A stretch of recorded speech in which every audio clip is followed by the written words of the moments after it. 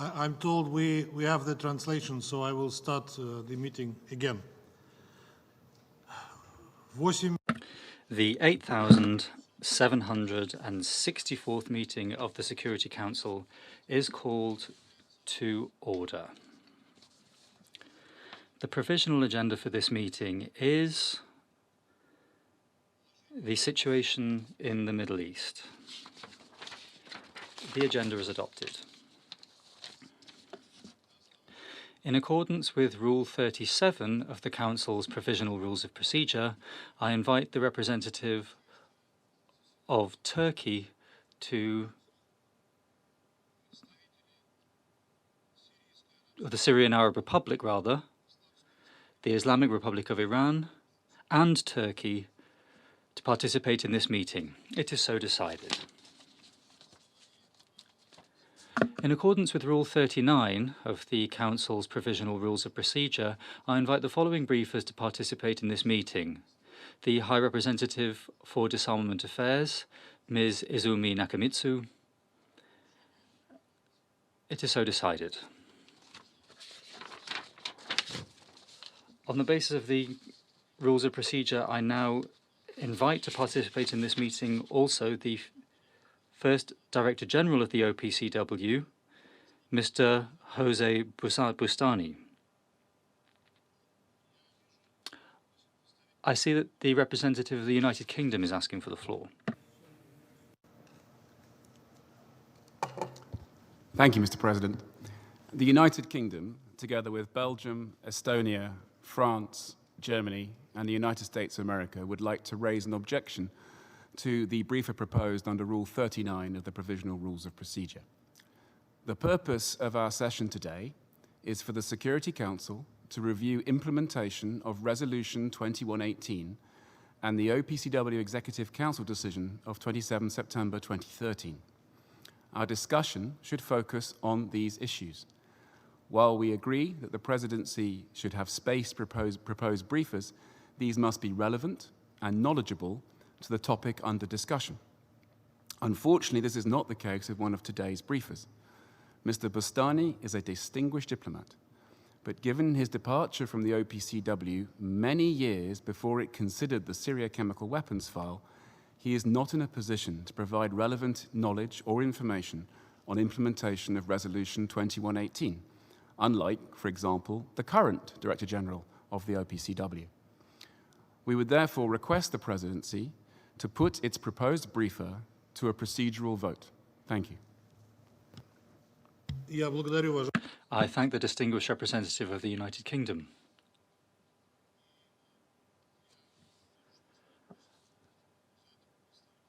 I see that the representative of China would like the floor.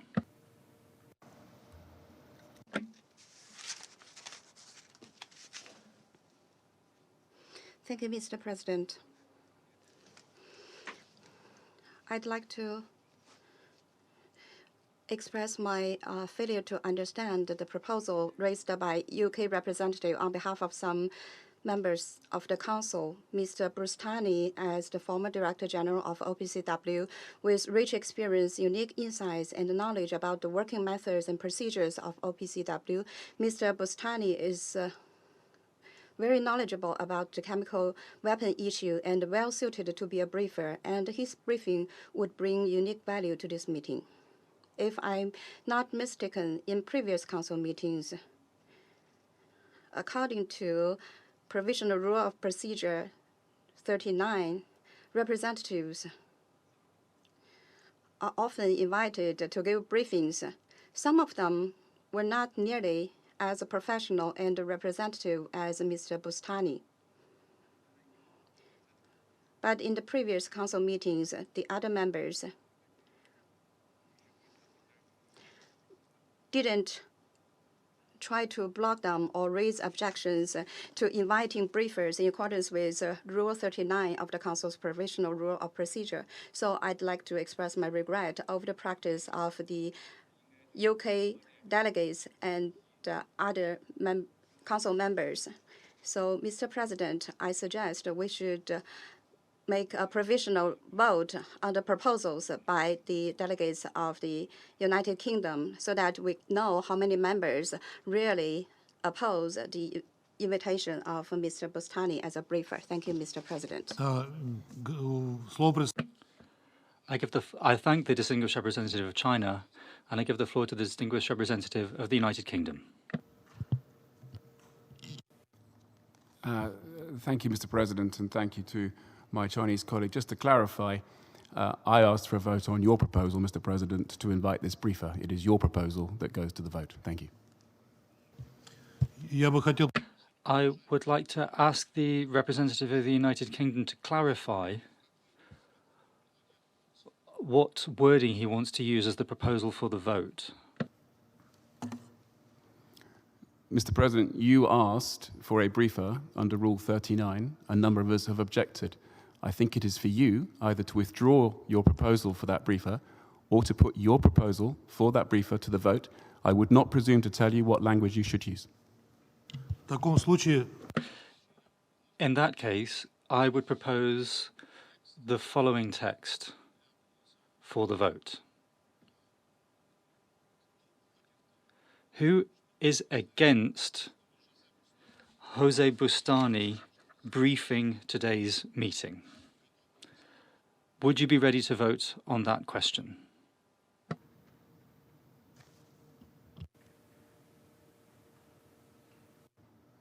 It seems unnecessarily complex, Mr. President. Why don't we just simply have the Russian Federation wishes to propose this briefer, who supports it? я предоставляю... I give the floor to the representative of China. Thank you, Mr. President. The Chinese delegation supports fully the Russian presidency that he has proposed in accordance with Rule 39 to brief the Council. If the UK delegation and other delegations have oppositions to this, challenging the invitation issued by the President, then first and foremost, we should vote on the challenge put forward by the UK delegation. Thank you. Благодарю, уважаемый представитель. I thank the representative of China. I give the floor to the representative of France. Merci. I thank you, President. On this issue of Syrian chemical weapons, we have a monthly meeting with Ms. Nakamitsu, and we have a standard agreed-upon format. Every month we listen to Madam Nakamitsu, and everybody is very happy with that. It is a little repetitive, but that is the standard formula. Alongside this, President, in your national capacity, you have organized ARIA formula meetings with guests who you have chosen, and there was one a few days ago. And it went according to your wishes. It was organized according to your wishes. So my proposal would be that we stick to the agreed-upon format today. We listen to Madam Nagamitsu. If you nationally and as a presidency wish to modify a standard formula, then we can vote on your proposal. Let's do that. We need to vote. Do you agree that for us to hear Mr. Bustani? If not, we can hear from Mr. Bustani during a future ARIA formula meeting that I'm sure you can organize very soon. Благодарю, уважаемый представитель. I thank the representative of France. I give the floor to the representative of Germany. Thank you, Mr. Chairman, and fully support what my British and French colleagues just said. I would like to remind you, because your proposal was to say that there must be a majority against this. May I remind you of the year 2018? At the time, the Dutch presidency wanted to have Zaid al-Hussein, the High Commissioner for Human Rights, to brief the Council in a meeting on Syria. And at the time, our Dutch colleagues were asked to have the 9 votes for it, and they didn't get the 9 votes. And so this was something where we had the one in place of the High Commissioner on Human Rights, who certainly was able to tell the Council about the situation in Syria and about the dire human rights situation, which had consequences on the political situation. And to have not allowed this to happen was a scandal. So now you try to turn it around. I think you should do the same as you did in 2018. Thank you. I thank the representative of Germany, but I'd like to draw your attention to the fact that I have two proposals on the table, and we have to decide which of those proposals we're going to vote on. Because the representative of China has said clearly that his preference, or clearly what his preference was, on what wording we should vote on. Therefore, before we vote on the substance, we should understand what we're voting about. And therefore, to begin with, we should understand whether we are voting, because it was proposed first, on the wording as proposed by the United Kingdom, which was then supported by the other members. What's the sense of this vote? So the sense is that we have a question. Are the members of the Council ready to vote on the wording proposed by the representative of the United Kingdom? That would mean that to vote on United Kingdom's wording, the Council has to have 9 votes in support of that proposal. If that goes through, then that is the wording we will vote on, the one proposed by the United Kingdom. If that doesn't go through, it's clear that we will then take the second option. I can't take the second option off the table. UK, please. Mr. President, I really fail to understand why these games are being played by such an expert delegation as the Russian delegation. You have been here, as we have, for 75 years.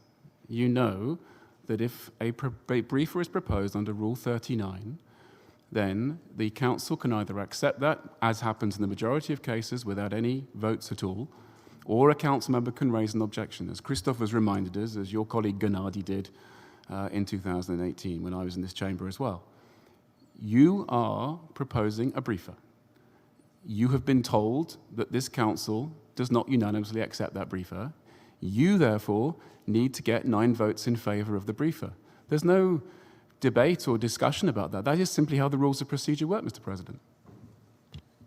I thank the distinguished representative of UK. First of all, I think I have, for the record, say that I haven't been here for 75 years. It's a bit excessive.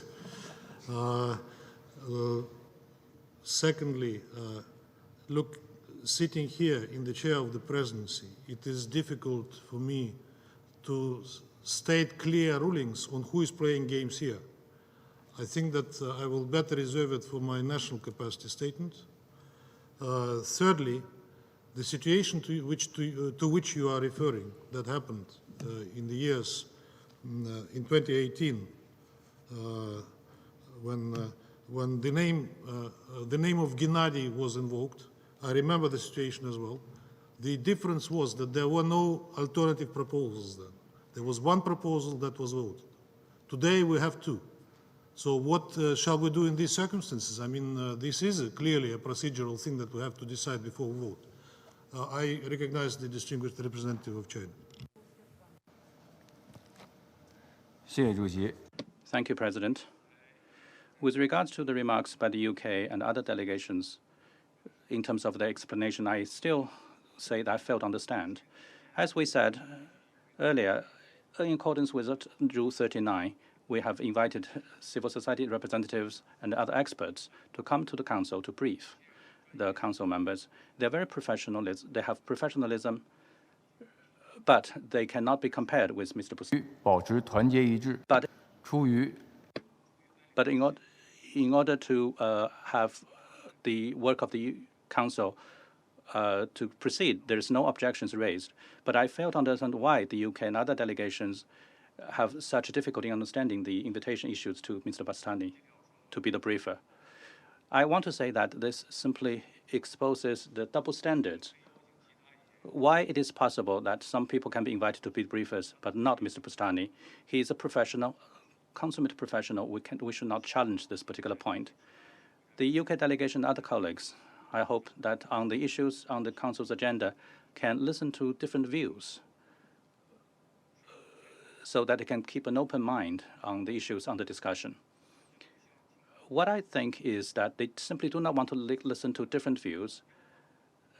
They say that they are objective and fair, and this is simply not the case. So I still insist, Mr. President, that first and foremost, we should put to vote on the challenge issued by the UK delegation to the presidency of the Council. Thank you. Я благодарю, уважаемый. I thank the representative of China, and I now give the floor to the representative of France. Merci. Thank you, President. I hope that we are going to be able to move on to a discussion of substance on this chemical issues rather than procedure. Our Chinese colleague has just raised a timely question, and this is worthy of discussion. Why do we invite such and such a person and not another? That is a good discussion. But I think now that we need to come back to basics about the rules of functioning of the Council. And in the case we have here, this is Article 39, which applies. And it's very simple to read. I'll read it out in English for the misunderstandings. May invite members of the Secretariat or other persons whom it considers competent for the purpose to supply it with information, etc. So meaning that, Monsieur le Président, vous voulez... So, President, you wish to invite an extra briefer. You require the support of the Council for that. You need 9 voices, therefore. So I don't think we should beat about the bush too much here. It is pretty clear. Claiming the contrary is specious somewhat. Article 39 is crystal clear.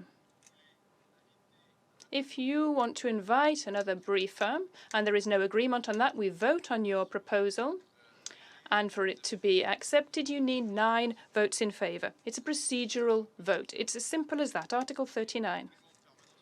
And all permanent members agree upon that, I remind you.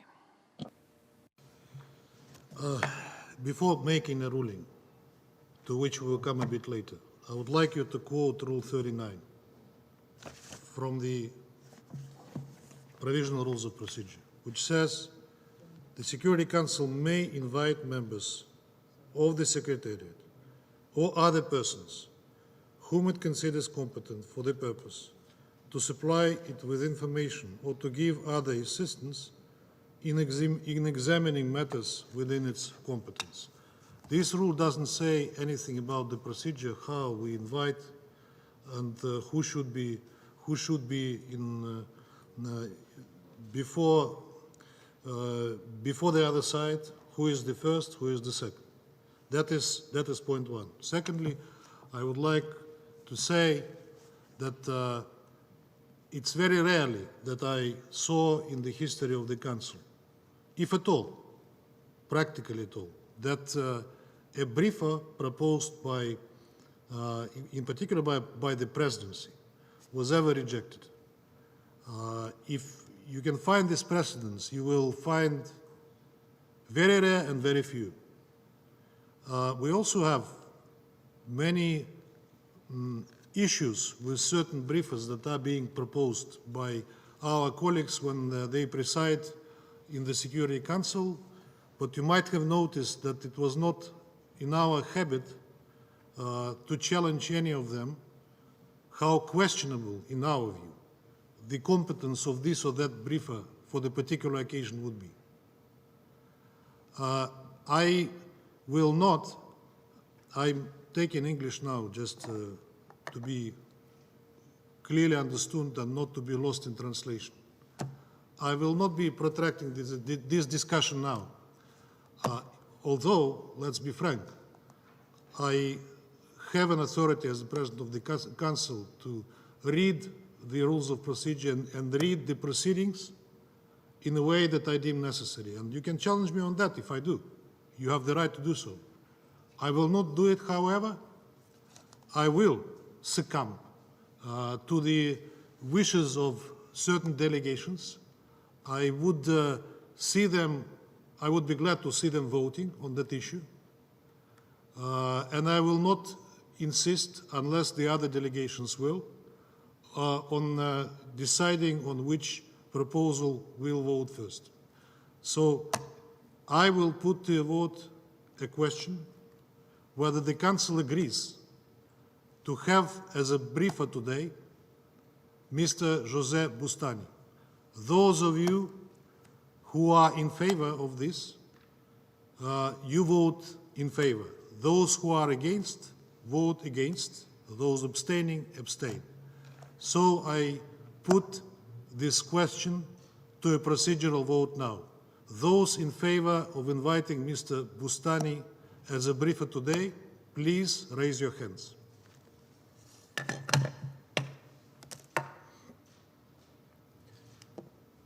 Those against?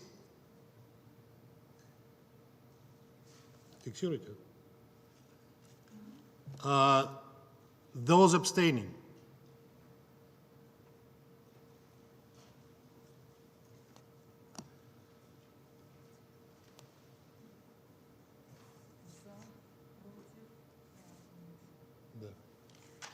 The results of the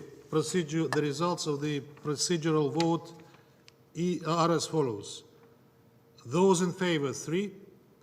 Those against, 6. Those abstaining, 6. The decision is not adopted. Теперь. Now,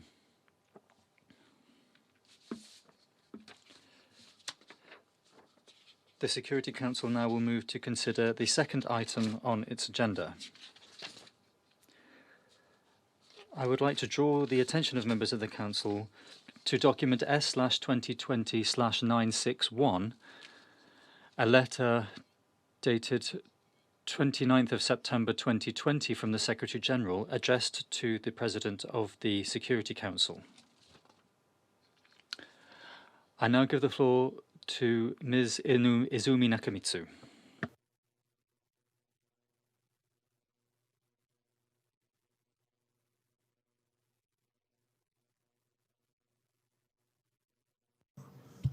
Ms. Nakamitsu, we do not hear you. Ms. Nakamitsu, we do not hear you.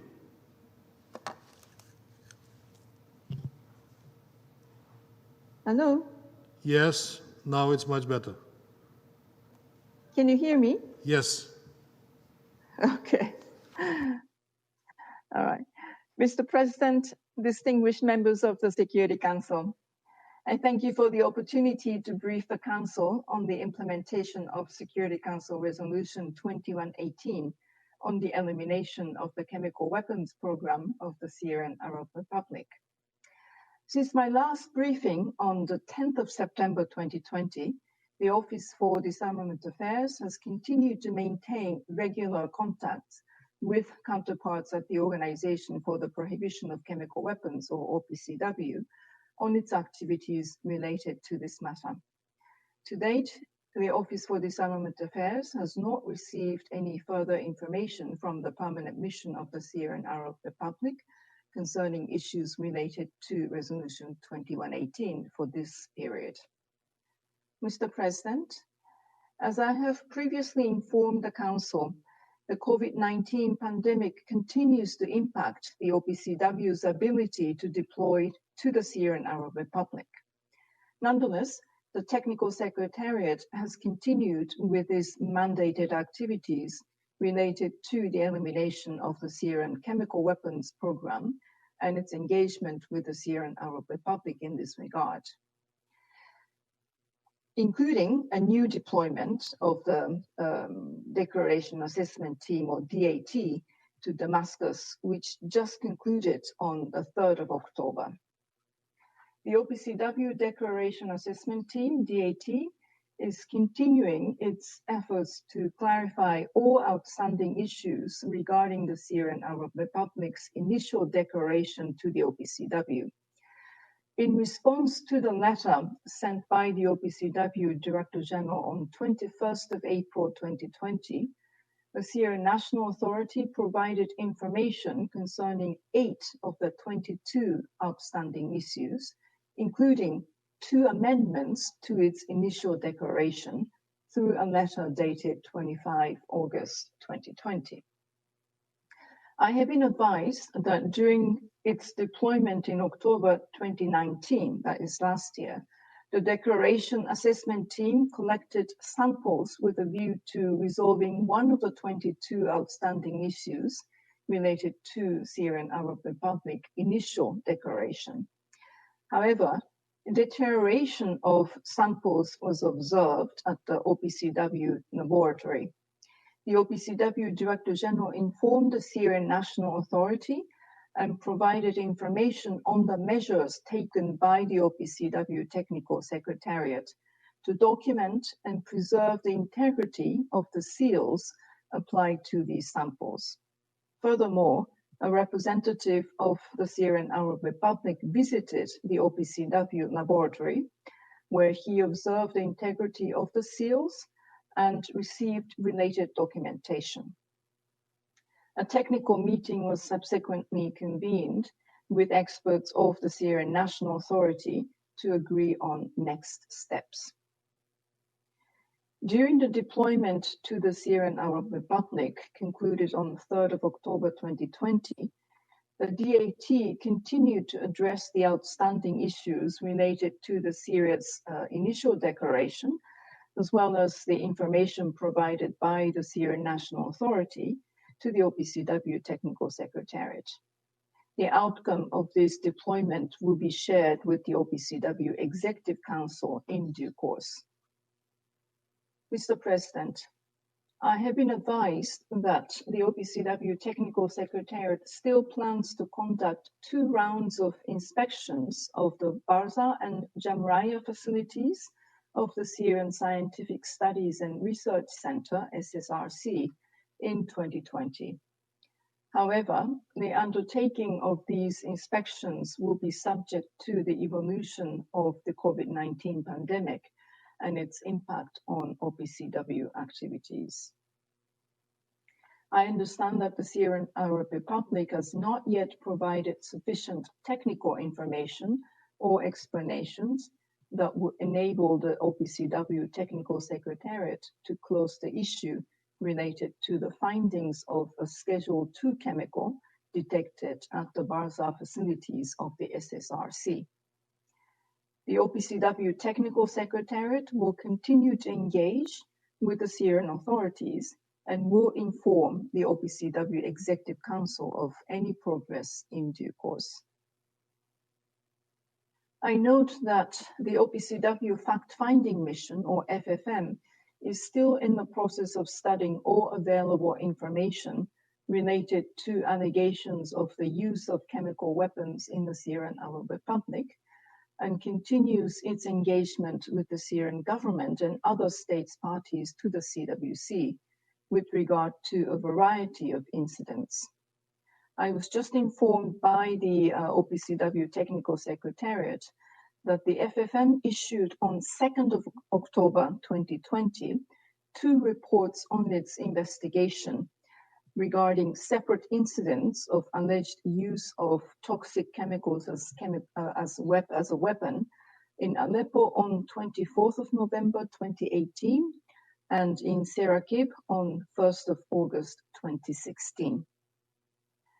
As I have previously informed Council members, further FFM deployments will be subject to the evolution of the COVID-19 pandemic and its impact on OPCW activities.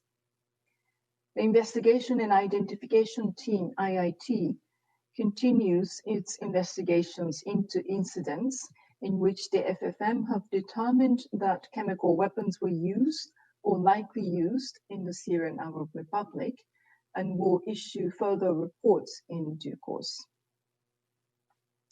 I have been advised that the OPCW Technical Secretariat has yet to receive a response from the Syrian Arab Republic to the letter sent to the Deputy Minister for Foreign Affairs and Expatriates of the Syrian Arab Republic by the OPCW Director General on 20th of July 2020, outlining the obligations of the Syrian Arab Republic under OPCW Executive Council Decision EC 94/Decision 2, and indicating the readiness of the OPCW Technical Secretariat to assist the Syrian Arab Republic in the fulfillment of these obligations within the required period of 90 days.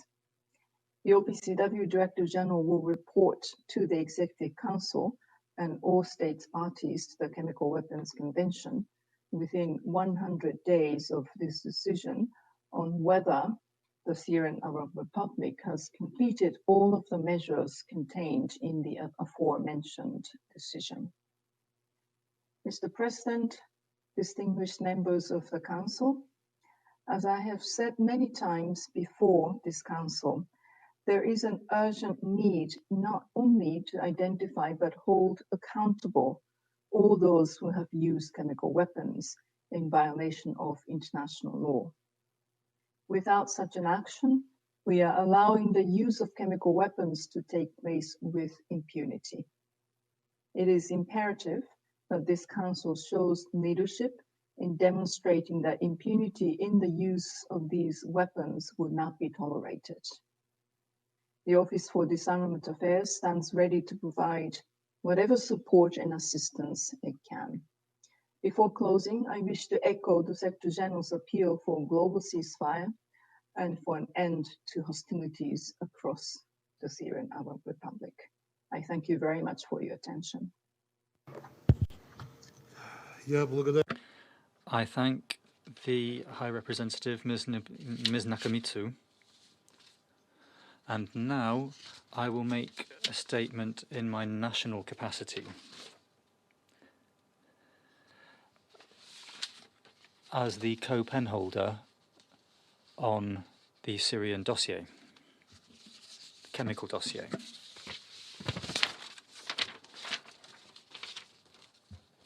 And you'll be with me for some time. What's happened today, unfortunately, is more sad evidence of how Western delegations are scared to listen to a truth that is inconvenient to them. You want to ignore the objective facts that might destroy the picture of the evil of the Syrian regime that you have drawn and the inviolability or the infallibility of the OPCW, but it's already clear to everybody that this doesn't have much to do with reality. I'm wondering whether you understand what an unfavourable light you are now in the eyes of the international community. What happened today is a shame and a disgrace. Today you've gone down in history of the Security Council, and you've taken the Security Council with you, because the Security Council has never voted on the presence or absence of a briefer invited by the presidency. This was Christoph, yes, when we talked last time, it was an agenda item. So try and find a similar situation in the history of what's happened today. Given that the statement by Mr. Bustani was blocked by you, I will read his statement in my national statement. Ambassador Vasily Nebenzi, Your Excellencies, distinguished delegates, ladies and gentlemen, my name is José Bustani. I am honored to have been invited to present a statement for this meeting of the UN Security Council to discuss the Syrian chemical dossier and the Organization for the Prohibition of Chemical Weapons. As the OPCW's First Director General, a position I held from 1997 to 2002, I naturally retain a keen interest in the evolution and fortunes of the organization. I have been particularly interested in recent developments regarding the organization's work in Syria. For those of you who are not aware, I was removed from office following a US orchestrated campaign in 2002 for, ironically, trying to uphold the Chemical Weapons Convention. My removal was subsequently ruled to be illegal by the International Labour Organization's Administrative Tribunal, but despite this unpleasant experience, the OPCW remains close to my heart. It is a special organization with an important mandate. I accepted the position of Director General precisely because the Chemical Weapons Convention was non-discriminatory. I took immense pride in the independence, impartiality, and professionalism of its inspectors and wider staff in implementing the Chemical Weapons Convention.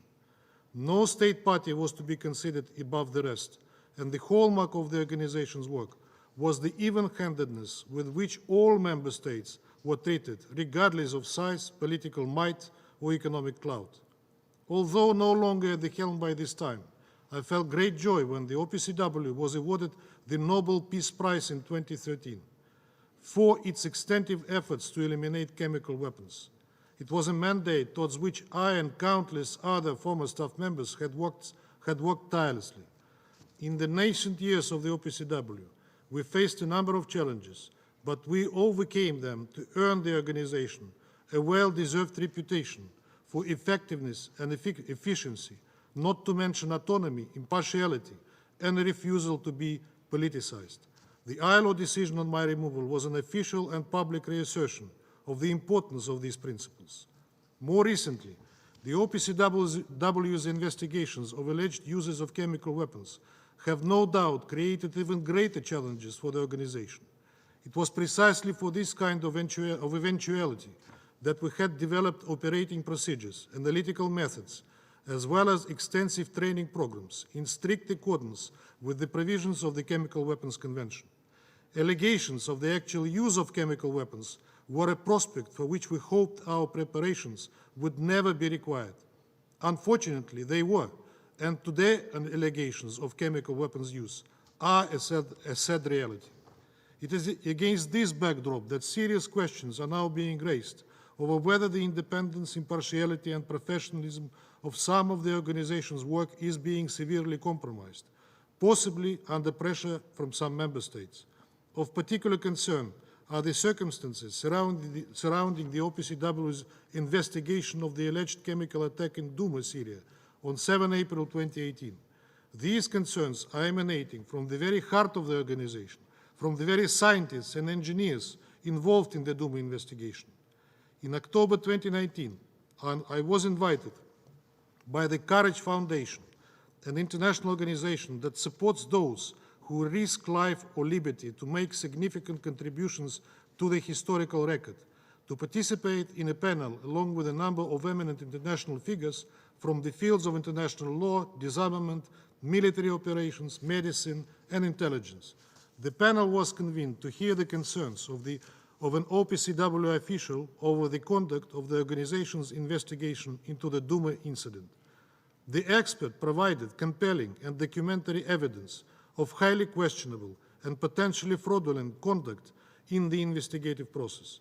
In a joint public statement, the panel was, and I quote, unanimous in expressing its alarm over unacceptable practices in the investigation of the alleged chemical attack in Douma. The panel further called on the OPCW to permit all inspectors who took part in the Douma investigation to come forward and report their differing observations in an appropriate forum of the state parties to the Chemical Weapons Convention in fulfillment of the spirit of the convention, unquote. I was personally so disturbed by the testimony and evidence presented to the panel that I was compelled to make a public statement. I quote, I have always expected the OPCW to be a true paradigm of multilateralism. My hope is that the concerns expressed publicly by the panel in its joint consensus statement will catalyze a process by which the organization can be resurrected to become the independent and non-discriminatory body it used to be, unquote. The call for greater transparency from the OPCW further intensified in November 2019 when an open letter of support for the Courage Foundation declaration was sent to the permanent representatives to the OPCW to, quote, ask for their support in taking action at the forthcoming conference of states parties aimed at restoring the integrity of the OPCW and regaining public trust, unquote.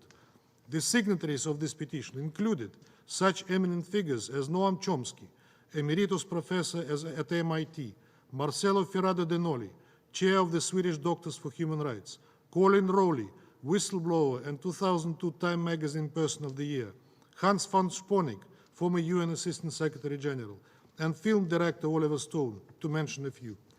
Almost 1 year later, the OPCW has still not responded to this request, nor to the ever-growing controversy surrounding the Douma investigation. Rather, it has hidden behind an impenetrable wall of silence and opacity, making any meaningful dialogue impossible. on the one occasion when it did address the inspectors' concerns in public, it was only to accuse them of breaching confidentiality.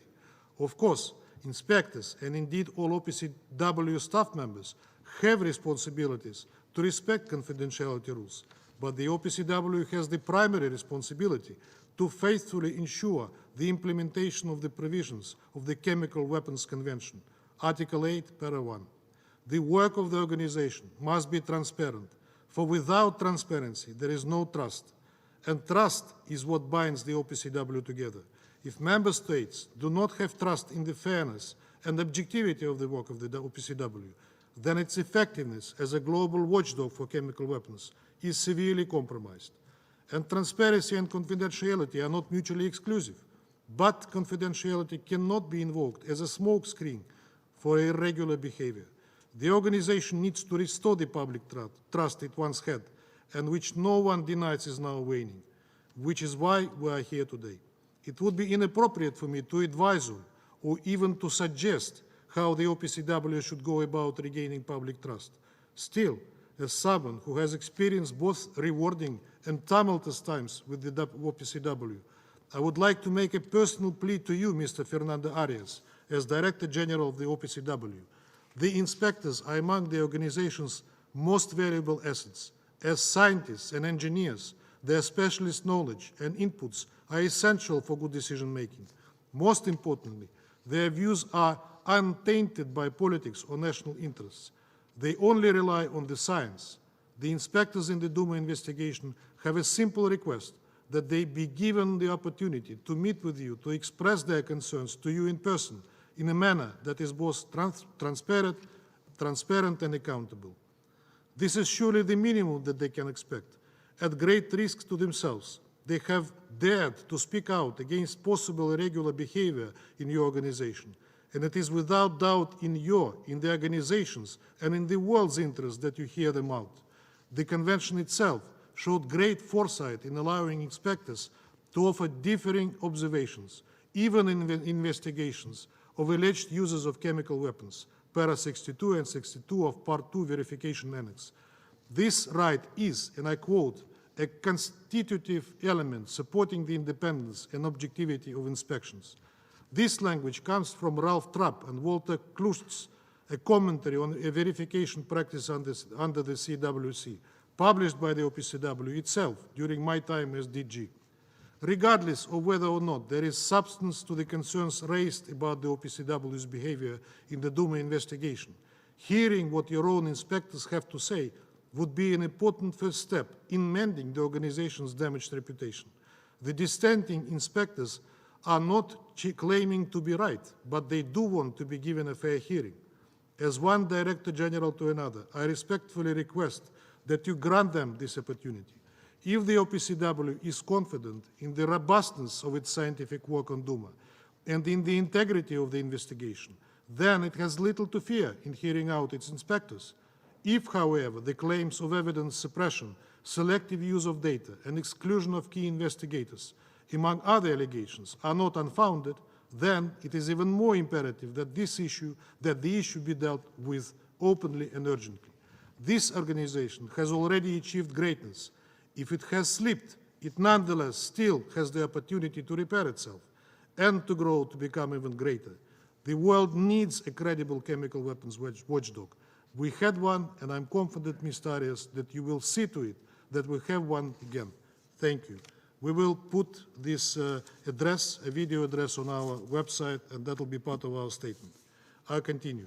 Уважаемые коллеги. Colleagues, moving on, I'd like to thank Ms. Izumi Nakamitsu for her introduction of the 84th monthly report of the OPCW Executive Directorate on the implementation of Security Council Resolution 2118. I hope that you, Deputy Secretary General or Under Secretary General, understand what's happening by the will of Western delegations on this subject and where this has grown legs from when it comes to the anti-Syrian decisions of the Executive Council of July. We've already had 2 meetings in the Security Council to show what's behind these approaches and to give an objective picture of what's happening with the OPCW. Unfortunately, it's becoming a conduit for egoistical interests of certain countries. We can't allow this to happen to the Syrian issue within the UN. The organization should not indulge unfairness and aggression. We ask you not to work blindly and mechanically on this initiative and to also draw the Secretary General's attention to this. What's at stake is the UN's authority, also that of the Security Council and the Secretary General himself. Today, on the initiative of Russia, the Council is having its second open meeting on the Syrian chemical dossier. Its objective as chair, we see, or our objective, is to have the discussion on this very complicated and extremely politicized subject and to bring it out of the impasse it's been in for some time. We advocate a maximally open and honest conversation which would allow us to formulate an objective picture of what's happening here. For this, before this meeting on the 28th of September, we had an area formula meeting with the members of the Security Council on the Syrian chemical dossier, involving authoritative independent experts Ian Henderson, Theodore Postel and Aaron Mate. As it turned out, this meeting drew a great deal of interest from those who are following the subject. Since then, we've continued to receive positive messages and thanks for the interesting reports, from which those listening were able to receive much new information. We're planning to publish the statements of the participants and also to broadcast the material, so we encourage all of the participants in the discussion to send us the text of their statements by the end of the day of the 6th of October. Thanks to the rapporteurs in the area formula meeting on the 28th of September, we had an open conversation on the basis of facts and real evidence and not bare slogans. Unfortunately, not all members of the Council were ready for this. Some of them evidently, not finding any counter-arguments, tried simply to repress our experts, accusing them of a lack of competence or of bias. However, they didn't have any basis for doing this. Each of the experts that we invited were ready to defend their position, to argue the facts and their interpretation. But in addition, our Western colleagues weren't even ready for that. Their arguments weren't new and came back once again to the dubious, highly likely, everybody knows this is how it is, or there's no other rational explanation, and so on. The time when we could afford to have just this technical discussion of the latest report of the Director General on the implementation of 2118 is gone. That time is over. Today there's a critical mass of questions to the Technical Secretariat of the OPCW and evidence of machinations and skullduggery in its reports. They're ignoring our protests about the fact-finding mission's report on Han Shek-hun have been ignored, and despite the fact there's much evidence that it was staged. We're also still waiting for the Technical Secretariat to provide clarification on the machinations around the fact-finding mission's report on the events in Douma in April 2018, as well as an answer from the Director General on how he plans to combat these violations that have come to light. There is evidence also from Jan Henderson, who's a witness who was directly there, that what we're talking about is a direct forgery. The initial report, which said that the incident wasn't connected with the use of chemical weapons, was replaced for one that was more comfortable for the West, and the authors of the first objective version were persecuted by the leadership of the OPCW. New examples are building up virtually every month. Since spring, we've had to discuss the IIM report on the incidents in Al-Latamne in March 2017. This is a politically biased, unreliable, and technically unconvincing document. We've had detailed criticism, which we've already made before, and our arguments were also broadcast as an official document of the Security Council in June. However, even what was in this report in terms of analysis of the military situation in Al-Latamne in March and April 2017 shows that there's no need for even hypothetical use of chemical weapons on the part of the Syrian government forces. During this period, the Syrian army had successfully moved into the Ham province, bringing back under its control up to 75% of the territory. There wouldn't have been any sense in using chemical weapons and drawing fire onto themselves on the part of the Syrian government. Nonetheless, this doubtful report was at the basis of the guilty decision of the Executive Council of the OPCW, which drew a maximum possible number of votes in its July session. the conditions couldn't be fulfilled for the Syrian Arab Republic, it would mean declaring the existence of chemical weapons and the facilities connected with them when these simply don't exist because all weapons have already been removed and destroyed, and no inspection since 2013 has been able to establish the contrary. Of the most recent new reports of the fact-finding mission on the incidents in Aleppo in November 2018 and in Idlib in August 2016, which the Technical Secretariat prepared only after our many insistent calls, more than a year, we and the Syrian authorities have been bombarded with queries on providing new information. The whole time, there's always something that's not enough, and there's always some issue that's insurmountable for the Technical Secretariat, and samples have gone missing and so on. At some moment, we've become tired of trying to prove that we've given all of the material. In the case with these incidents, why is everything being so difficult, and why is it taking so much time? Is it not perhaps because we're talking about accusations of the use of chemical weapons by the opposition and not by the Syrian army themselves? Against this background, the discoveries by the fact-finding mission, of course, weren't that they were used by opposition groups. In principle, the Technical Secretariat could not even try that it's carrying out an investigation, but rather it could have just published what its conclusions and say that it couldn't allow a scenario where the opposition could have been those using chemical weapons. Today's report of the Director General continues this tradition. For example, the passages on open issues around initial declarations. As we found out from the former OPCW Inspector Ian Henderson during the ARIA formula, the heads of the Technical Secretariat give the mission on the evaluation of the initial declaration. They give them direct indications to keep those declarations open. But this approach, whatever the Syrians do, they cannot get these initial declarations closed. I'd also like to recall that according to this same expert, initially, when many states, when they were giving these declarations during this period, they had similar problems. But for these countries, they were considered insignificant shortcomings that didn't allow them to undermine the whole of the declaration. So everything says that this is a biased approach by the Technical Secretariat to Damascus. We also have to look at the fact that in his preliminary letter on the report, the UN Secretary General used language mentioned earlier of the biased and unrealistic decisions of the Executive Council, saying that there was a need, and I quote, to bring to account those who made use of chemical weapons, and that we need unity within the Council in order to fulfill this urgent obligation. We find it hard to be surprised, unfortunately. Everything that today comes along with the trademark made by the OPCW immediately calls forth associations with some kind of skullduggery and machinations. I'll put it quite honestly, the Technical Secretariat is becoming more and more an instrument of the West in its information and political pressure on undesirable countries. This conclusion can only be seen in its anti-Russian campaigns. This is what happened with these Skripals, and the questions were still in the air and gone unremarked. Today, the same thing is also what we're seeing around what allegedly took place in Russia, namely the poisoning of Alexei Navalny.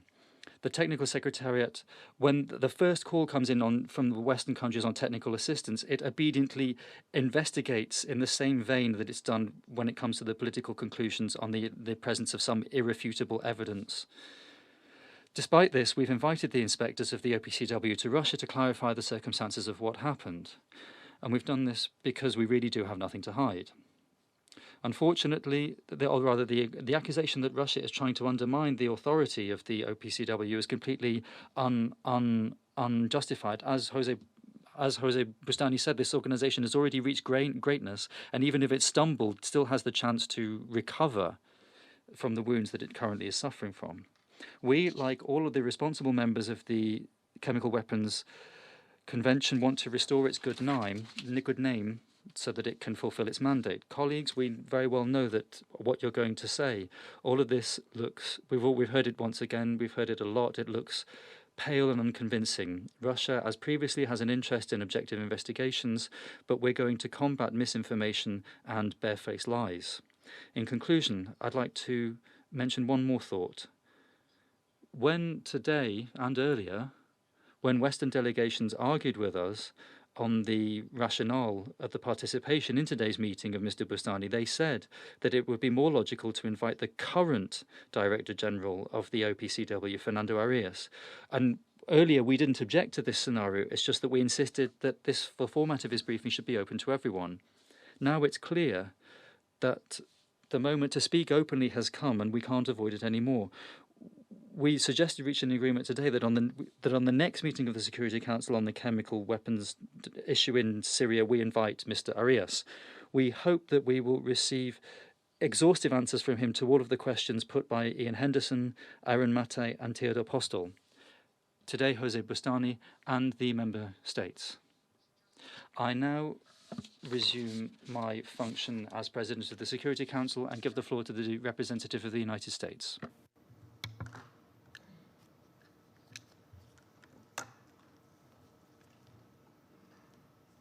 Thank you, Mr. President, and thank you, Azumi, for your briefing. Let me start by saying that the United States is committed to forthright and transparent discussions in the Security Council. We have no interest in allowing this council to be used for propaganda. Regardless of what Russia has said, the additional briefer that was proposed at the last minute for this afternoon's discussion was removed from the OPCW in 2002, more than a decade before the issue of chemical weapons in Syria came before the Council. We would be happy to work with our colleagues on a sincere and deliberate basis to find appropriate briefers to most effectively inform the Security Council in future discussions on this matter. Several weeks ago, at Russia's request, the Security Council's monthly consultation on Syria chemical weapons took place in an open format. Russia then sponsored an ARIA formula meeting on September 28th, ostensibly on implementing Resolution 2118 and upholding the authority of OPCW. As I said at the time, that meeting was nothing more than a stunt, a desperate but failed attempt by Russia to further spread disinformation, attack the professional work of the OPCW, and distract from an ongoing effort by responsible nations to hold the Assad regime accountable for its use of chemical weapons. We will always welcome the opportunity to discuss this matter openly and expose to the world Russia's blatant attempts to shield the Assad regime from accountability for its chemical weapon attacks. The sad reality is that despite international condemnation, the regime has continued to use chemical weapons against the Syrian people and has refused to cooperate with the OPCW. The Russian-sponsored ARIA formula meeting last week was particularly appalling. Russia's aim was simple: to sow confusion and distract from the truth. However, Russia failed in its baldly deceitful attempt to discredit the OPCW, a well-respected organization with a long history of impartiality, transparency, and professionalism. The Assad regime's use of chemical weapons is well documented and confirmed by the former OPCW UN Joint Investigative Mechanism and most recently the OPCW's Investigation and Identification Team.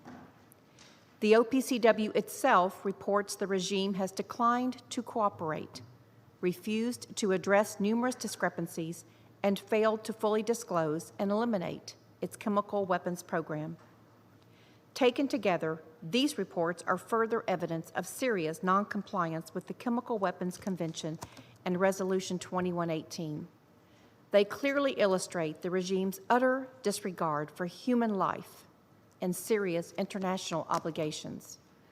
On July 9th, the OPCW Executive Council decided that the Assad regime must, within 90 days, declare facilities where chemical weapons used in the Latamina attacks were developed, produced, stockpiled, and stored for delivery, and declare its remaining chemical weapons stockpile and production facilities. The 90-day timeline established by the Executive Council will expire in 2 days. We expect the Assad regime to adhere to the timeline and look forward to the OPCW Director General's report on the regime's response. We also look forward to the outcomes of the October meeting of the OPCW's Executive Council and the November meeting of the CWC's Conference of State Parties. The United States condemns in the strongest possible terms the use of chemical weapons by the Assad regime, which has caused tremendous suffering for the Syrian people. The use of chemical weapons presents an unacceptable security threat to all states, and the members of this council must not stay silent. We reiterate our commitment to ensure that those responsible face serious consequences. We call on the Assad regime to come into compliance with the Chemical Weapons Convention without delay. Thank you. I thank the representative of the United States and now give the floor to the representative of Niger. Merci, Monsieur. Thank you, President. President, allow me at the outset to thank Ms. Izumi Nakamitsu, Deputy Secretary General for Disarmament Affairs, for her traditional briefing. Since 2013, President, the United Nations have continued to deploy many efforts to assign responsibilities for multiple uses of chemical weapons in Syria. These are efforts which have resulted in the adoption of Resolution 2118, and it is regrettable to note that these have not allowed responsibilities for the atrocities committed to be assigned in a way which is acceptable for all. Likewise, it is regrettable to note the lack of consensus on the question of how these weapons have been used, or by whom. This hampers accountability for those who are truly guilty and leaves victims with no recourse.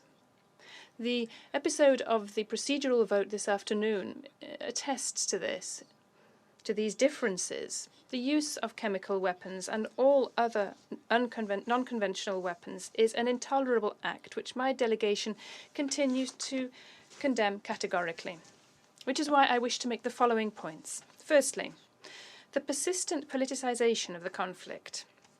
I would like to reiterate the fact that any exploitation, other than one leading the Council to fully implement Resolution 2118, so any other use of the experts' report and its conclusions must be avoided, because this document should serve as a basis for assigning responsibilities and thus opening the way to potentially bringing those responsible to justice.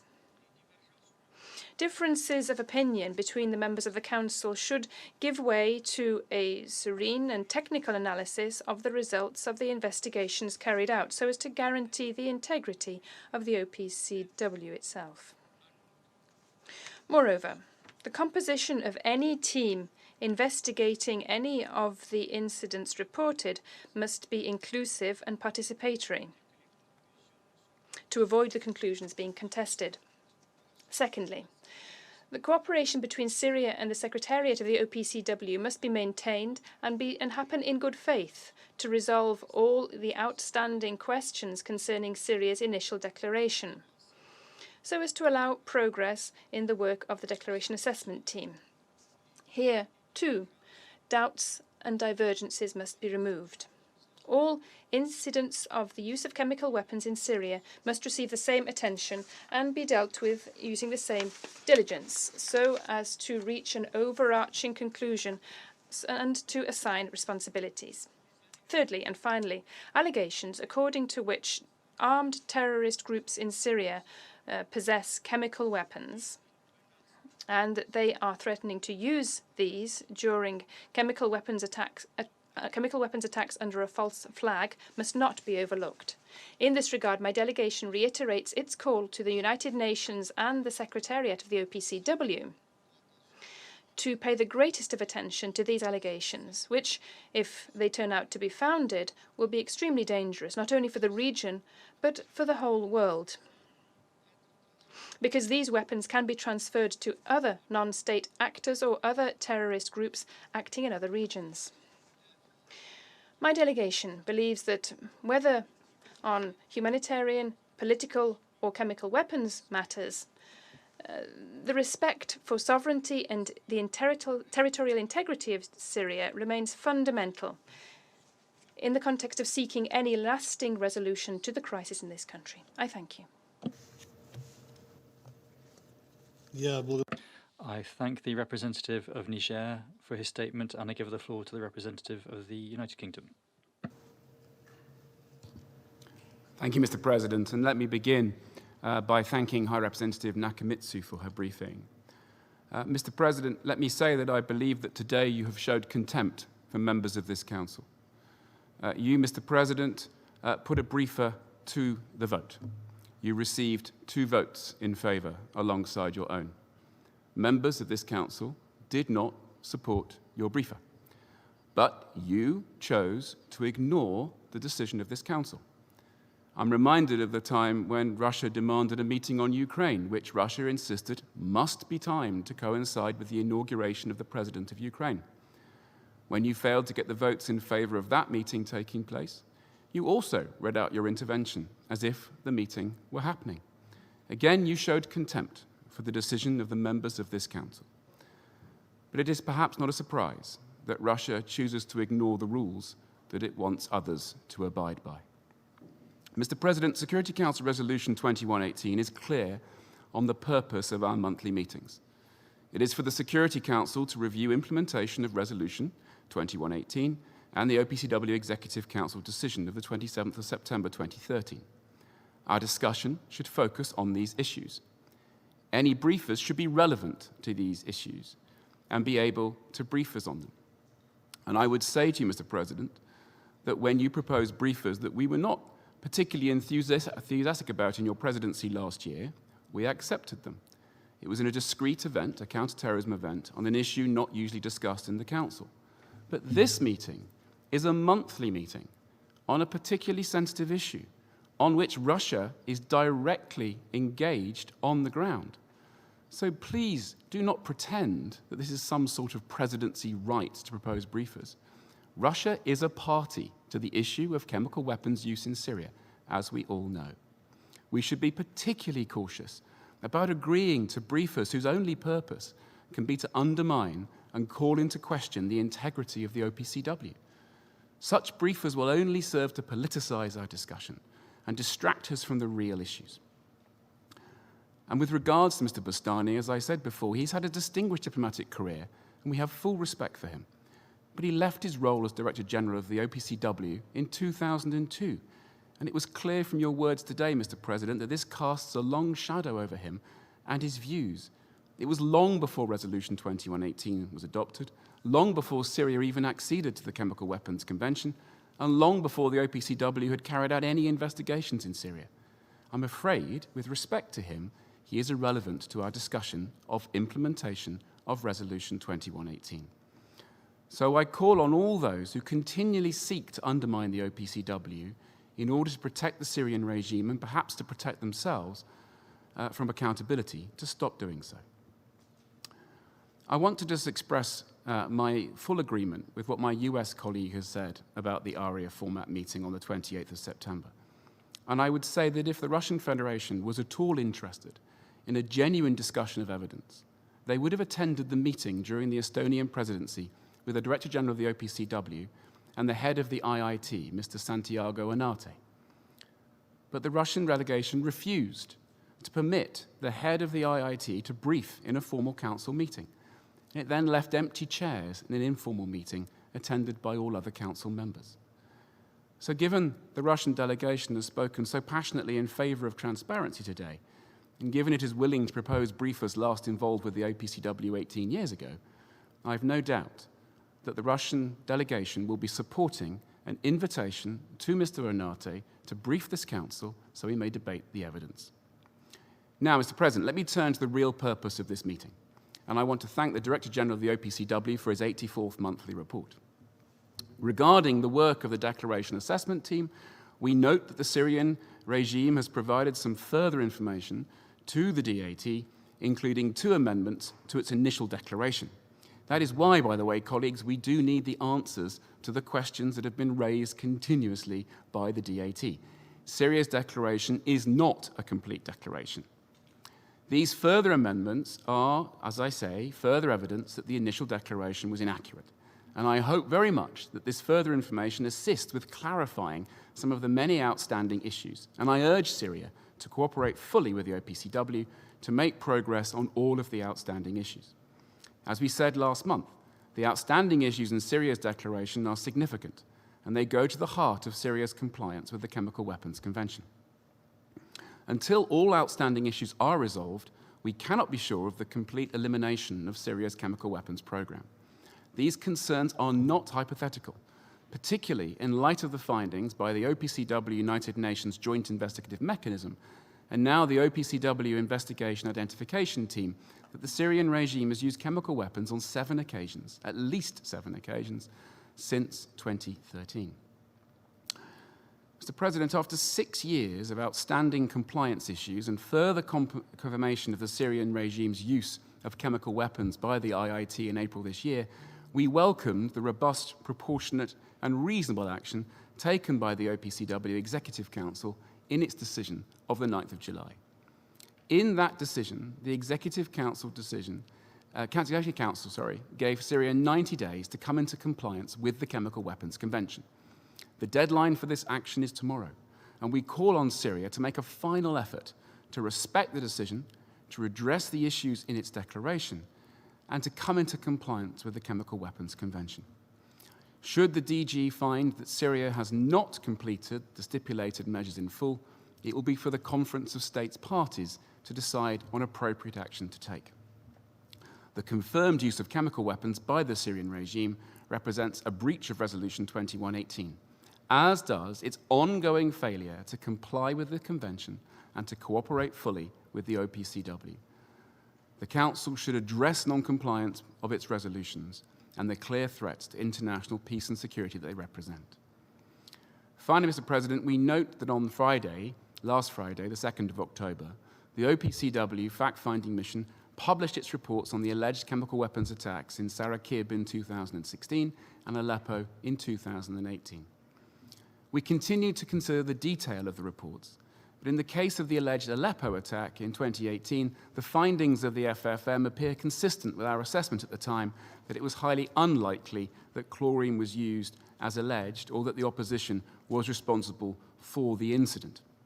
And I think it would have been helpful if Russia or Syria had provided evidence with the FFM, had they had it, of any attack.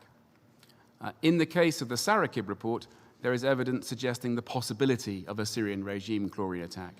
There is evidence of the presence of a helicopter, a barrel bomb, which was not filled with conventional explosive, and exposure of victims to an irritant consistent with chlorine. These are all familiar characteristics of regime chlorine attacks, such as those on Kaminas and Sarmin in 2015, for which the JIM identified the regime as responsible. In this case, however, the result of the FFM's analysis of all available data did not allow the FFM to establish whether or not chemicals were used as a weapon. We're content to accept the FFM's conclusion in the absence of further evidence which would clearly show whether or not a chemical attack took place.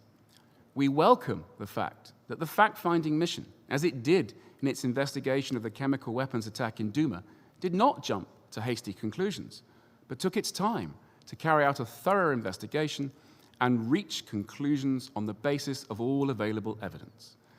We would encourage all parties to continue to do their utmost and in good faith to assist the fact-finding mission with its investigations. Thank you very much, Mr. President. I thank the representative of the United Kingdom for his statement. And since he addressed some of my comments, not to Russia, but to me personally as the President of the Security Council, then I feel compelled to comment on them. Namely, I was not the person who proposed that we vote on the briefing. It was the United Kingdom that proposed that we put this question to a vote, which as President of the Security Council, I did. In your position, would have thanked the presidency for the fact that I put this question to the vote in the wording which you proposed. Even though I'm absolutely convinced that the question of what form the question should be put to the vote in, and the argument about this was absolutely legitimate, and you know very well that if we'd put it to the vote in that form, you wouldn't have won the vote. On the invitation to Mr. Arias, which we talked about today in my national statement, I hope that next time he will be proposed for the briefing in our next meeting on the Syrian chemical issue, and that then you will not put that issue to the vote. Thank you. I now give the floor to the representative of St. Vincent and the Grenadines. Thank you, Mr. President. And I also thank High Representative for Disarmament Affairs, Ms. Nakamitsu, for her briefing. I would like to begin by reiterating St. Vincent and the Grenadines' position that the use of chemical weapons anywhere by anyone and under any circumstances constitutes an abominable violation of international law. Chemical weapons do not distinguish between combatants and civilians, and they cause unnecessary human suffering. Impunity for their use must not be encouraged through inaction, and perpetrators of chemical weapons atrocities must be held accountable. Accordingly, allegations of the use of chemical weapons should never be dismissed. Further, investigations must be conducted thoroughly and in accordance with best practices to ensure that all findings are capable of withstanding rigorous scrutiny. In this regard, the Organization for the Prohibition of Chemical Weapons bears a tremendous responsibility and must therefore take measures to make certain that its facets and activities are impartial, independent, and free from politicization. Indeed, this is the only way to enable states parties to the Chemical Weapons Convention to have full confidence in the organization's capacity and for the organization to remain an effective multilateral body. There is no question that there are many divergent views on this issue. However, for progress to be made and for there to be full implementation of Resolution 2118, it is imperative that there is trust, unity, and cooperation. These elements must therefore be cultivated through a commitment to constructive and inclusive dialogue and the pursuit of consensus-based decisions to prevent further polarization and divisiveness. We are pleased to note that positive engagement on this file continues despite the impediments created by the COVID-19 pandemic, and we look forward to the full resumption of all previously scheduled deployments. Until then, we commend the determination to conduct the important work as efficiently and effectively as is possible in the present circumstances. The clarification of all outstanding issues regarding the initial declaration remains essential, and we recognize the continued efforts of both Syria and the Technical Secretariat towards achieving a final resolution.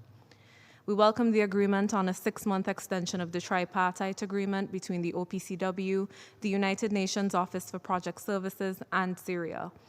The agreement remains relevant and demonstrates the spirit of cooperation which is needed in every aspect of this file. As previously stated, we have taken note of the 9th July Executive Council decision regarding Syria. We will continue to follow this matter closely, and we await the impending report. We further look forward to a substantive discussion on the issue at the Conference of States Parties in November. Mr. President, our commitment to ensuring that applied science is only used for peace, progress, and the prosperity of all humanity must never waver. The development, stockpiling, transfer, or use of chemical weapons must be prevented, and the norm against this reprehensible form of warfare must be preserved. Thank you. I thank the representative of St. Vincent and the Grenadines for her statement, and I now give the floor to the distinguished representative of Germany. Thank you. Thank you very much, Mr. President. In your national capacity, in the introduction of your long citation, you said that we were bringing those who questioned the presence of Mr. Buhani here, that we were bringing shame and disgrace to the Council. So let me ask you, who brought shame and disgrace to the Council? Was it the 12 countries in this Council who didn't vote with you, who tried to prevent an OPCW, a former OPCW official who is not in a position to provide relevant information today? Or was it Russia and China that and you said, you remember that in 2018, you blocked the Dutch presidency, which tried to bring Zaid al-Hussein, the High Commissioner for Human Rights, and this was an official who was in his office. He was the High Commissioner for Human Rights. He wanted, and the Dutch presidency wanted this council to have him brief the council, to have briefed the council about the massive human rights violation in Syria, about the mass murders, the disappearances, the rape that was. And you prevented that. Russia and China prevented that Said al-Hussein blocked the council. And this brought shame and disgrace to the council. Who brought the shame and disgrace to the council? Was it the 13 countries around the table who in July were in favor of opening 3 crossing points in northern Syria to allow humanitarian aid into Syria? Or was it China and Russia who vetoed that and put, according to UNICEF, put into danger the life of 500,000 people, children? So who brings shame and disgrace to the Council? Is it the members here, those who adhere to the Chemical Weapons Convention, or is it Russia that in 2018 in The Hague launched a cyber attack on OPCW? Who brings shame or disgrace to the Council? It is, although all the members of the international community who defend the chemical weapons, who try to prevent that chemical weapons are being used, or is it Russia who uses chemical weapons even on its own citizen, on Mr. Navalny, on Mr. Litvinenko, on Mr. Skripal and his daughter? In your Russian capacity, when will we hear one word from you of mourning the victims of the chemical attacks on the Syrian population? More than 1,000 people died. When we hear mourning about the victims of Assad regime, those I described it here, the witness in the Koblenz trial, who describe about the thousands and thousands of people who are killed in the prisons of Assad, who are buried in mass graves. When will we hear mourning from you about this? When will you finally support accountability on these crimes committed by the Syrian regime and therefore allow for reconciliation in that country, which we urgently need? Thank you.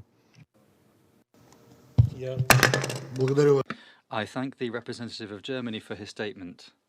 And before I give the floor to the representative of Vietnam, I want to once again recall that the question that the representative of Germany referred to, simply for information, you should know this, was not about the person who was fulfilling the post of High Commissioner for Human Rights, Mr. Zaid al-Hussein, but it was whether it was the item being considered by the Security Council, and this item didn't go through because it didn't get the right number of votes. Therefore, it's not to tell us about the fact that then we blocked a briefer who was supposed to speak to the council.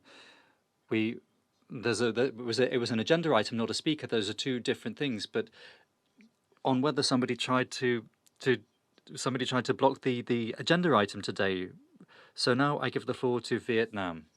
I'd like to ask, is there a point of order? Is it a point of order?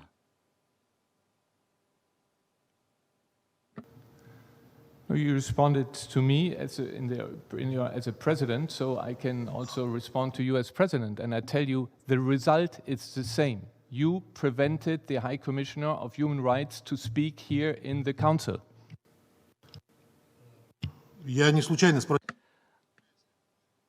I didn't ask whether this was a point of order randomly. If you would like to make an additional statement, then I can give you the floor at the end of the meeting. But if you raise an issue about a point of order of the meeting, that's a very different thing. Then I'm obliged to give you the floor immediately. But next time, please bear in mind, if you want to say something, if you want to make a comment on what I have to say, then you are free to do so. I can give you the floor. But following the proper procedures, now I give the floor to the representative of Vietnam.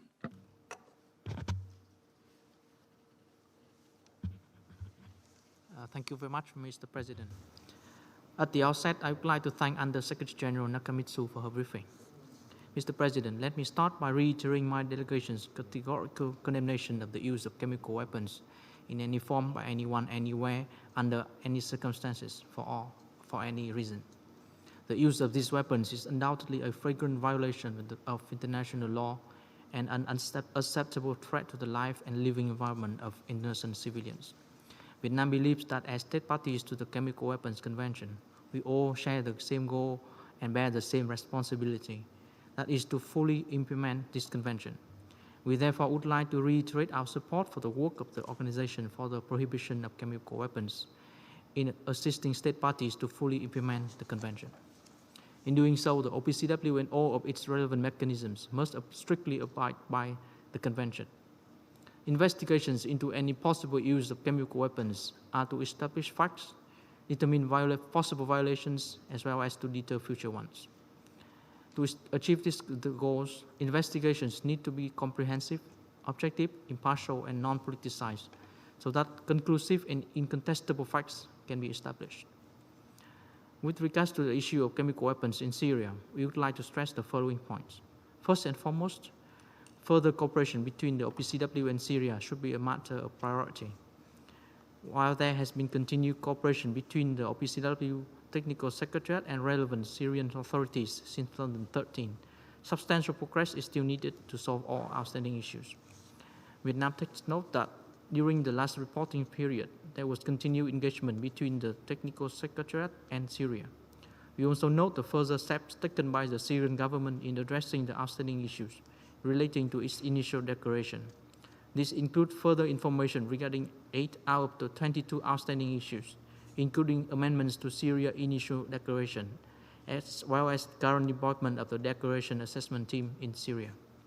The initial declaration is one important step in implementation of the convention. It has important bearing on and is also an area for cooperation between the state party and the OPCW. We therefore call on the Syrian National Authority and the Technical Secretariat to continue to make further meaningful steps to enhance their cooperation.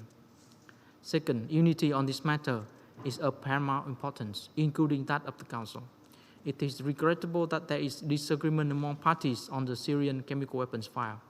We are of the view that it is essential to ensure engagement and promote dialogue among relevant stakeholders. What is more important is that we need to ensure a constructive, impartial, and non-politicized approach to pave the way for further developments. I thank you, Mr. President. I thank the representative of Vietnam for his statement and now give the floor to the representative of China.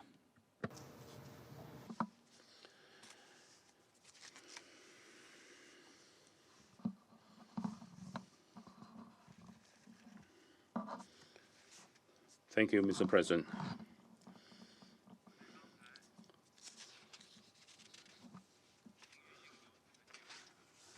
As for the result of the procedural vote that happened just now and the failure for Mr.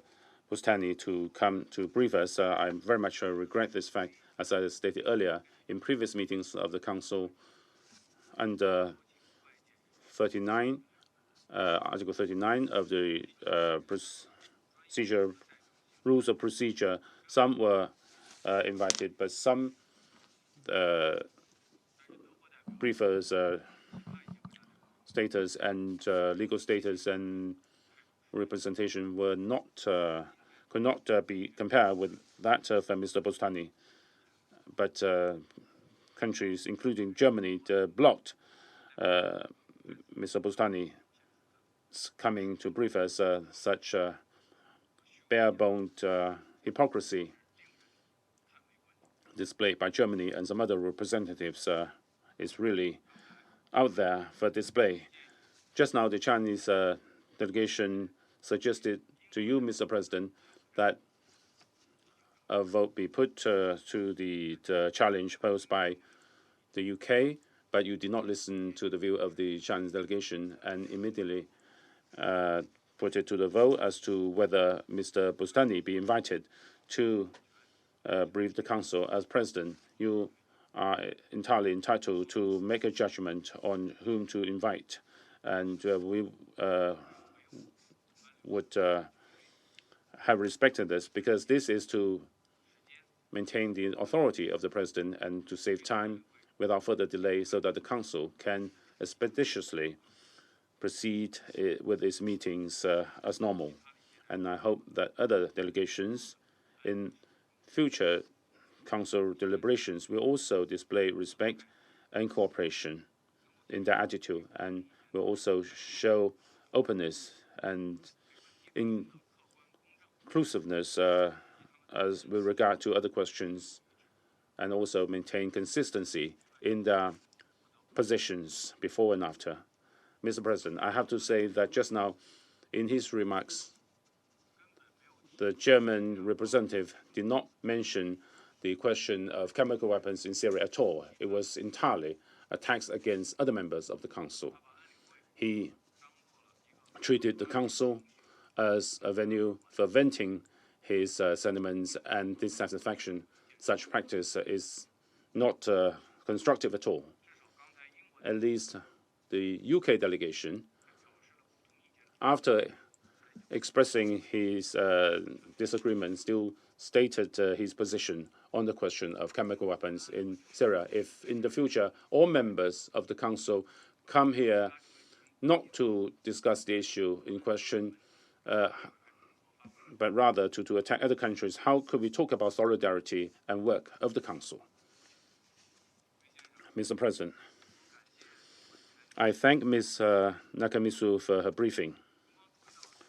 China notes that the Syrian government has maintained good communication and cooperation with the OPCW. According to OPCW's latest monthly report, the Syrian government recently provided information on 8 of the 22 outstanding issues and made 2 amendments to its initial declaration. OPCW, UNOPS, and the Syrian government have extended their tripartite cooperation agreement by 6 months. These positive developments deserve recognition. China understands Syria's concern over the deterioration of related samples in OPCW's laboratory. It is hoped that the Technical Secretariat will properly resolve this issue with Syria through inter alia continued technical meetings. The question of chemical weapons is one of great importance. China supports OPCW in carrying out, based on the mandate of the Chemical Weapons Convention, a full, objective, and fair investigation into the alleged use of chemical weapons and producing, on the basis of established facts, sound conclusions that stand the test of history, conclusions that are free from political interference and prejudgment. To facilitate greater exchange among the parties, an ARIA formula meeting was held, and the 3 briefers cast doubts on from different aspects on the investigation report. It is hoped that OPCW will pay attention to the information shared by the 3 experts and give a convincing response.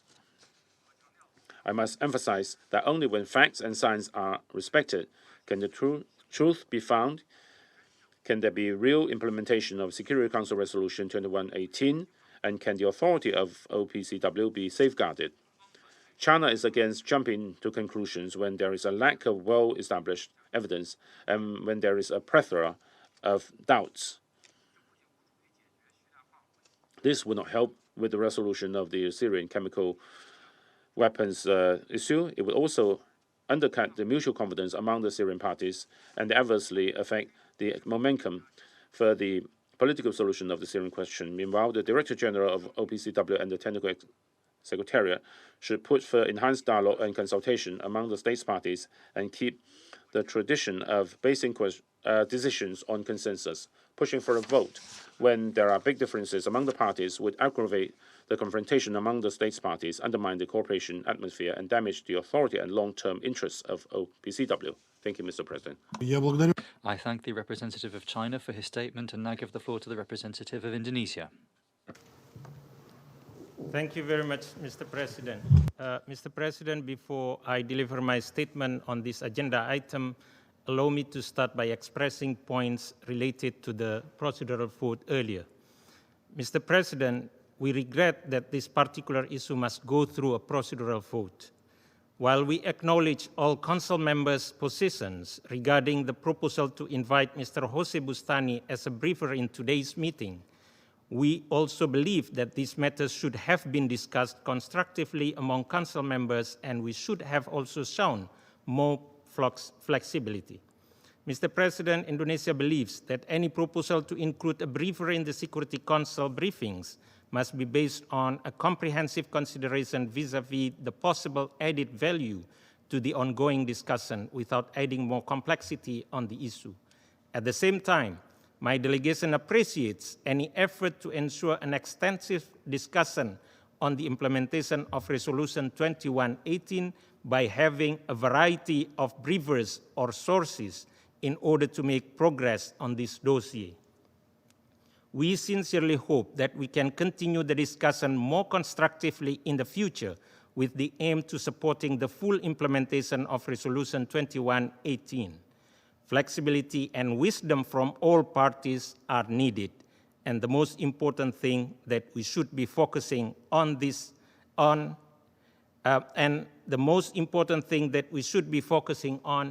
is the substance of this issue. Mr. President, let me turn on to the subject to the agenda. As always, I would like to thank USG Nakamitsu for her briefing, and we recognize that it is not an easy for USG Nakamitsu to brief the Council every month with only some new elements to report or even sometimes none. However, we also understand that both the OPCW and the Syrian Arab Republic are continuing their coordination in order to make progress and to close this file, something that the Council needs to continuously support. This dossier is indeed a delicate matter. We all know the dynamic in The Hague and here in New York. Mr. President, it is in this context I wish to highlight the following points. First, it is urgent for all relevant parties to redouble their efforts to make progress on this dossier. It has been 7 years since Resolution 2118 was adopted in September 2013, and we have now the 84th report of the OPCW Director General. Sometimes I wonder how many more reports should we expect. Again, we acknowledge that this is a very complex technical process. We note that the Declaration Assessment Team continues its efforts to clarify all outstanding issues regarding the initial declaration, and that the Syrian National Authority has provided more information with regard to the outstanding issues. With the ongoing engagement and the current deployment of the DAT in the Syrian Arab Republic, we hope that we would be able to hear for more progress in our next meeting.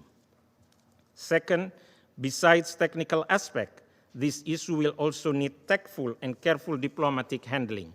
It is imperative for all parties, including the Council, to be cordial and considerate with each other in discussing this particular file.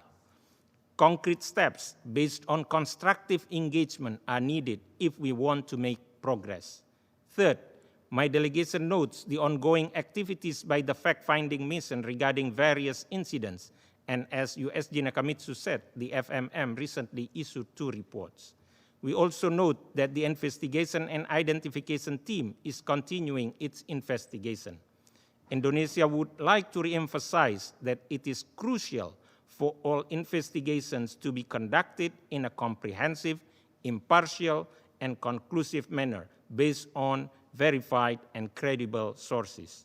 Mr. President, we appreciate that the OPCW Secretariat is continuing its mandated activities related to the Syrian chemical weapons program, despite the impact of the COVID-19 pandemic. It is therefore more important than ever to ensure the safety and security of the personnel on the ground. To conclude, Mr. President, Indonesia condemns on the strongest possible terms the use of chemical weapons or the use of toxic chemicals as weapons by anyone, anywhere, under any circumstances, and for whatever reasons. I thank you very much, Mr. President. I thank the representative of Indonesia for his statement and give the floor to the representative of the Dominican Republic. Buenas tardes. Good afternoon. Regarding the discussion on the invited briefer that we had, I think that now perhaps we just need to take a few deep breaths. It is our responsibility as a Security Council to invest more in seeking consensus and not widening divisions, particularly on this long-standing issue, which we must see significant progress on, as well as bearing in mind the fact that the image of the Council is very important, as is its capacity to find solutions. President, we would like to thank Izumi for her valuable information this afternoon. Above all, the Dominican Republic reaffirms its commitment to the complete, irreversible elimination of chemical weapons across the world. The use of such weapons is a flagrant violation of international law, including international humanitarian law, and a threat to international peace and security. We therefore categorically condemn any use of chemical weapons, whoever and wherever. We also reiterate our support and trust in the objective work done by the OPCW and its team of professionals in their arduous task of relegating the use of chemical weapons to the past. Through their various activities of integral monitoring and supervision to avoid the development and use of such weapons, as well as the work underway to identify and assign responsibility of the perpetrators of attacks with toxic chemical agents through their investigation and identification team. We cannot understate how vital it is for the Syrian Arab Republic to cooperate with the OPCW in resolving this issue so as to guarantee the total elimination of the chemical weapons stockpiles on Syrian territory and prevent their use, in line with the provisions of Resolution 2118 of the Security Council. In this regard, and with regard to the updates in the 84th monthly report of the OPCW, which we are discussing this afternoon, we are pleased to see that the Syrian authorities have provided information on 8 of the 22 outstanding questions, including 2 amendments to the initial declaration. We hope that this information can significantly contribute to clarifying the gaps and inconsistencies in that declaration, inter alia. We hope that this dynamic of exchange of information between the Syrian authorities and the OPCW will continue and improve so as to reach a viable solution to all the long-standing issues pursuant to the action plan proposed by the Director General.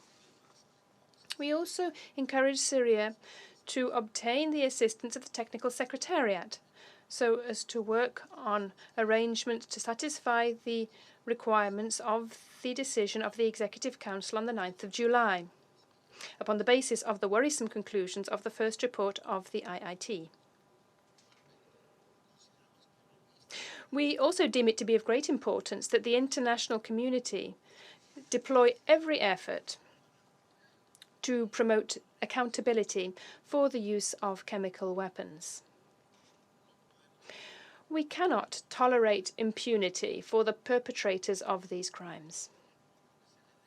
They must therefore be held responsible and brought to justice, whether they are state or non-state actors.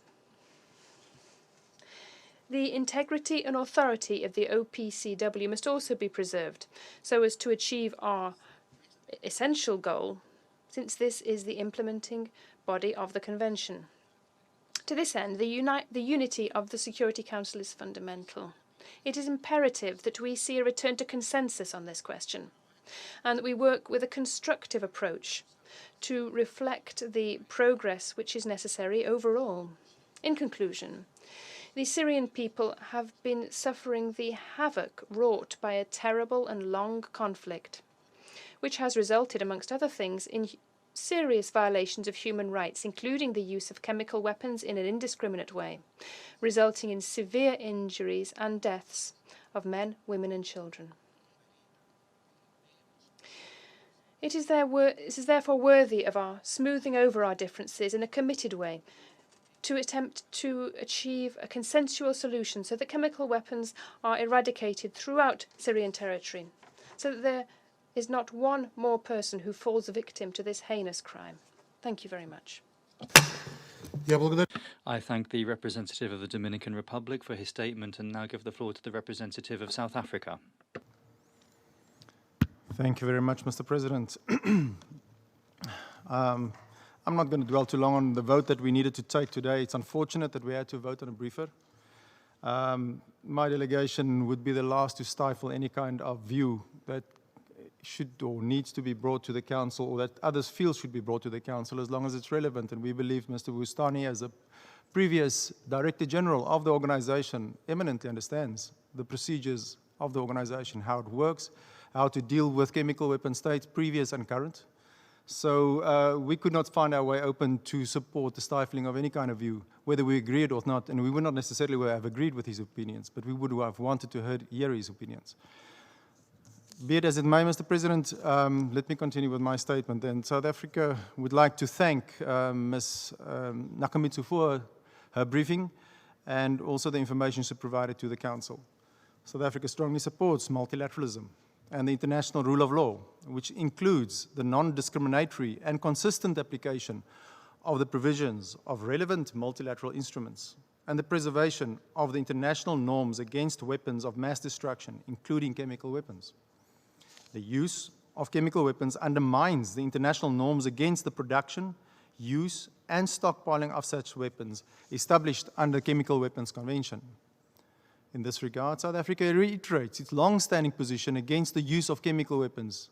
No cause can ever justify the use of any weapon of mass destruction by any actor under any circumstance. Mr. President, South Africa remains committed to its international obligations as a state party to the Chemical Weapons Convention and as a member of the Organization for the Prohibition of Chemical Weapons, the OPCW.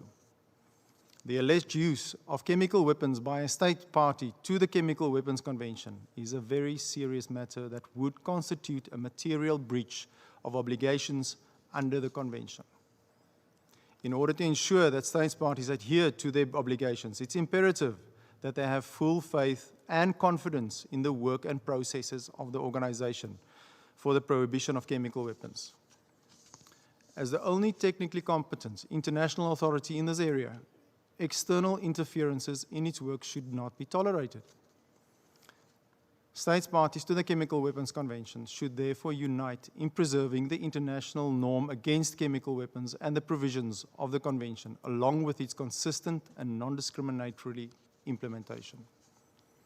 As indicated on a number of occasions, South Africa will continue to work for the depoliticization of the relevant management and decision-making structures established under the Chemical Weapons Convention, and also towards ensuring that states parties are held accountable for any violations of their obligations based on credible, impartial, and irrefutable evidence. In conclusion, Mr. President, South Africa firmly believes that we should endeavor to approach the situation in Syria in a holistic manner, where the political, humanitarian, and chemical weapons tracks all converge in a single unified path to long-term peace, security, and stability for Syria. The only sustainable solution to the Syrian question remains the achievement of a political solution through an inclusive Syrian-led dialogue aimed at a political resolution reflective of the will of the people of Syria. I thank you, Mr. President. I thank the representative of South Africa for his statement and now give the floor to the representative of Belgium.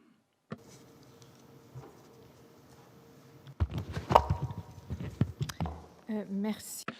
Thank you, Mr. President. At the outset, I would like to thank the Under-Secretary General, Ms. Nakamitsu, for her briefing on the implementation of Resolution 2118 and therefore on the use of chemical weapons by Syria. For my country, this is a very important subject which demands the constant attention of this Council. Mr. President, on the subject of Mr. Bustani's possible briefing, Belgium believes that he does not have the required experience to address the subject on the agenda today, in particular the implementation of Resolution 2118 of 2013. Indeed, it would have made more sense to invite the current holder of that office at the OPCW, as well as the head of the investigation team. Mr. President, Belgium condemns any use of chemical weapons anywhere by anyone for any reason. The use of chemical weapons is simply unacceptable. It is a violation of international law. In the presidential statement adopted on the 5th of November last year, this council affirmed that the proliferation of chemical weapons, as well as their delivery, represents a threat to international peace and security. In that same presidential statement, the council also reaffirmed its support for the convention prohibiting the development, production, stockpiling, and use of chemical weapons, and also the need for their destruction, and the support for the work of the OPCW. The Council should thus act in line with its statements. We should redouble our efforts to ensure that Syria respect its obligations as a member state of the OPCW. The Syrian authorities should provide clear explanation on the lacunae and inconsistencies in their initial declaration. Any ambiguity in this declaration leaves open the possibility that Syria could stockpile chemical weapons and potentially use them against its own people.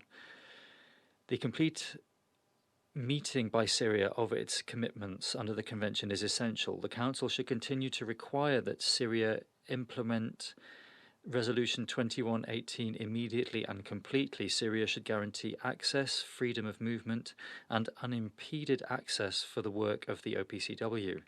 It's been established by a number of independent inquiries that the Syrian authorities used chemical weapons against the Syrian people. The use of chemicals as a weapon cannot remain unpunished under any pretext.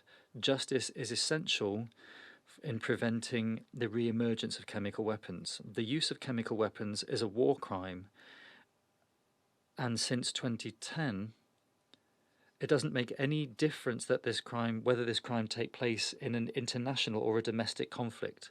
We call on those parties that have not already done so to ratify the amendment to the ICC to build the international capacity to fight impunity. We call on states to continue to support the international impartial and independent mechanism for Syria. Finally, the Council should not accept misinformation campaigns waged by certain member states. Belgium once again reaffirms its support to the OPCW and to the Director General Arias. We look forward to the Executive Council in The Hague and the presentation of the report on the measures that Syria has taken to fully meet its commitments under the Chemical Weapons Convention. I thank you, Mr. President. I thank the representative of Belgium for her statement and now give the floor to the representative of Tunisia.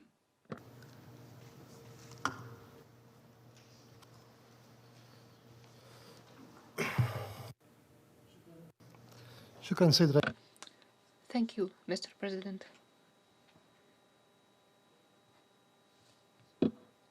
At the outset, I would like to say that my delegation regrets the fact that today we had to vote on the participation of Mr. Bustani to brief the Council. We would have preferred if we all have shown flexibility and tried to reach consensus away from tension and division, which would not help the Council to make progress in addressing this very complicated, sensitive dossier. At the outset, I would like to thank the High Representative, Ms. Nakamitsu, for her comprehensive briefing. I would like to renew Tunisia's commitment to the prohibition of chemical weapons regime represented in the Convention on Chemical Weapons and its executive body, which is the OPCW. Tunisia reiterates its firm and principled position, and Tunisia condemns in the strongest of words the use of chemical weapons by anyone, anywhere, for any reason. Tunisia stresses that those involved in these crimes should be held accountable. The use of chemicals as weapons is a threat to international peace and security and is a violation to Security Council Resolution 2118 and the Convention on Chemical Weapons. Tunisia supports the important technical work undertaken by OPCW according to its mandate which led to the elimination of the chemical stockpile declared by Syria. We welcome the continued cooperation between the government of Syria and the Technical Secretariat of OPCW, despite the challenges posed by COVID-19. Tunisia also welcomes the fact that the Declaration Assessment Team has resumed its work in Syria. We stress the importance of ensuring the safety and security of its staff. We urge the government of Syria to continue dialogue and cooperation with OPCW in a spirit of constructive engagement and mutual trust to accelerate the resolution of outstanding issues and ensure its full compliance with its international obligations. Tunisia reiterates the importance of investigating in a comprehensive, impartial, independent, and transparent manner all allegations of the use of toxic chemical material as weapons.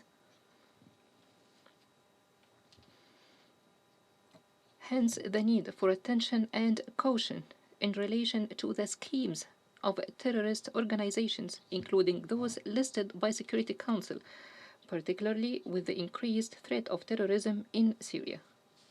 Here, I would like to remind you that the chemical terrorism in Syria has become a reality, as it has been proven that ISIS has used chemical weapons in Syria and Iraq in 2015 and 2017. Tunisia emphasizes that the Convention on Chemical Weapons is a comprehensive, balanced, multilateral framework based on consensus and cooperation with a view to putting an end to the use of toxic chemicals for offensive purposes and to prohibit the proliferation of this category of weapons of mass destruction. It is incumbent on the international community and the Security Council to work collectively and in unity to ensure the continuation of the non-proliferation regime, its independence and effectiveness, and to close the chemical weapon dossier in Syria. We reiterate that ending the crisis in Syria should be Syrian-led and facilitated and by the UN according to Resolution 2254, which put an end to external interferences and the presence of terrorist organizations while respecting the territorial integrity, sovereignty, and independence of Syria. Thank you, Mr. President. I thank the representative of Tunisia and now give the floor to the representative of France.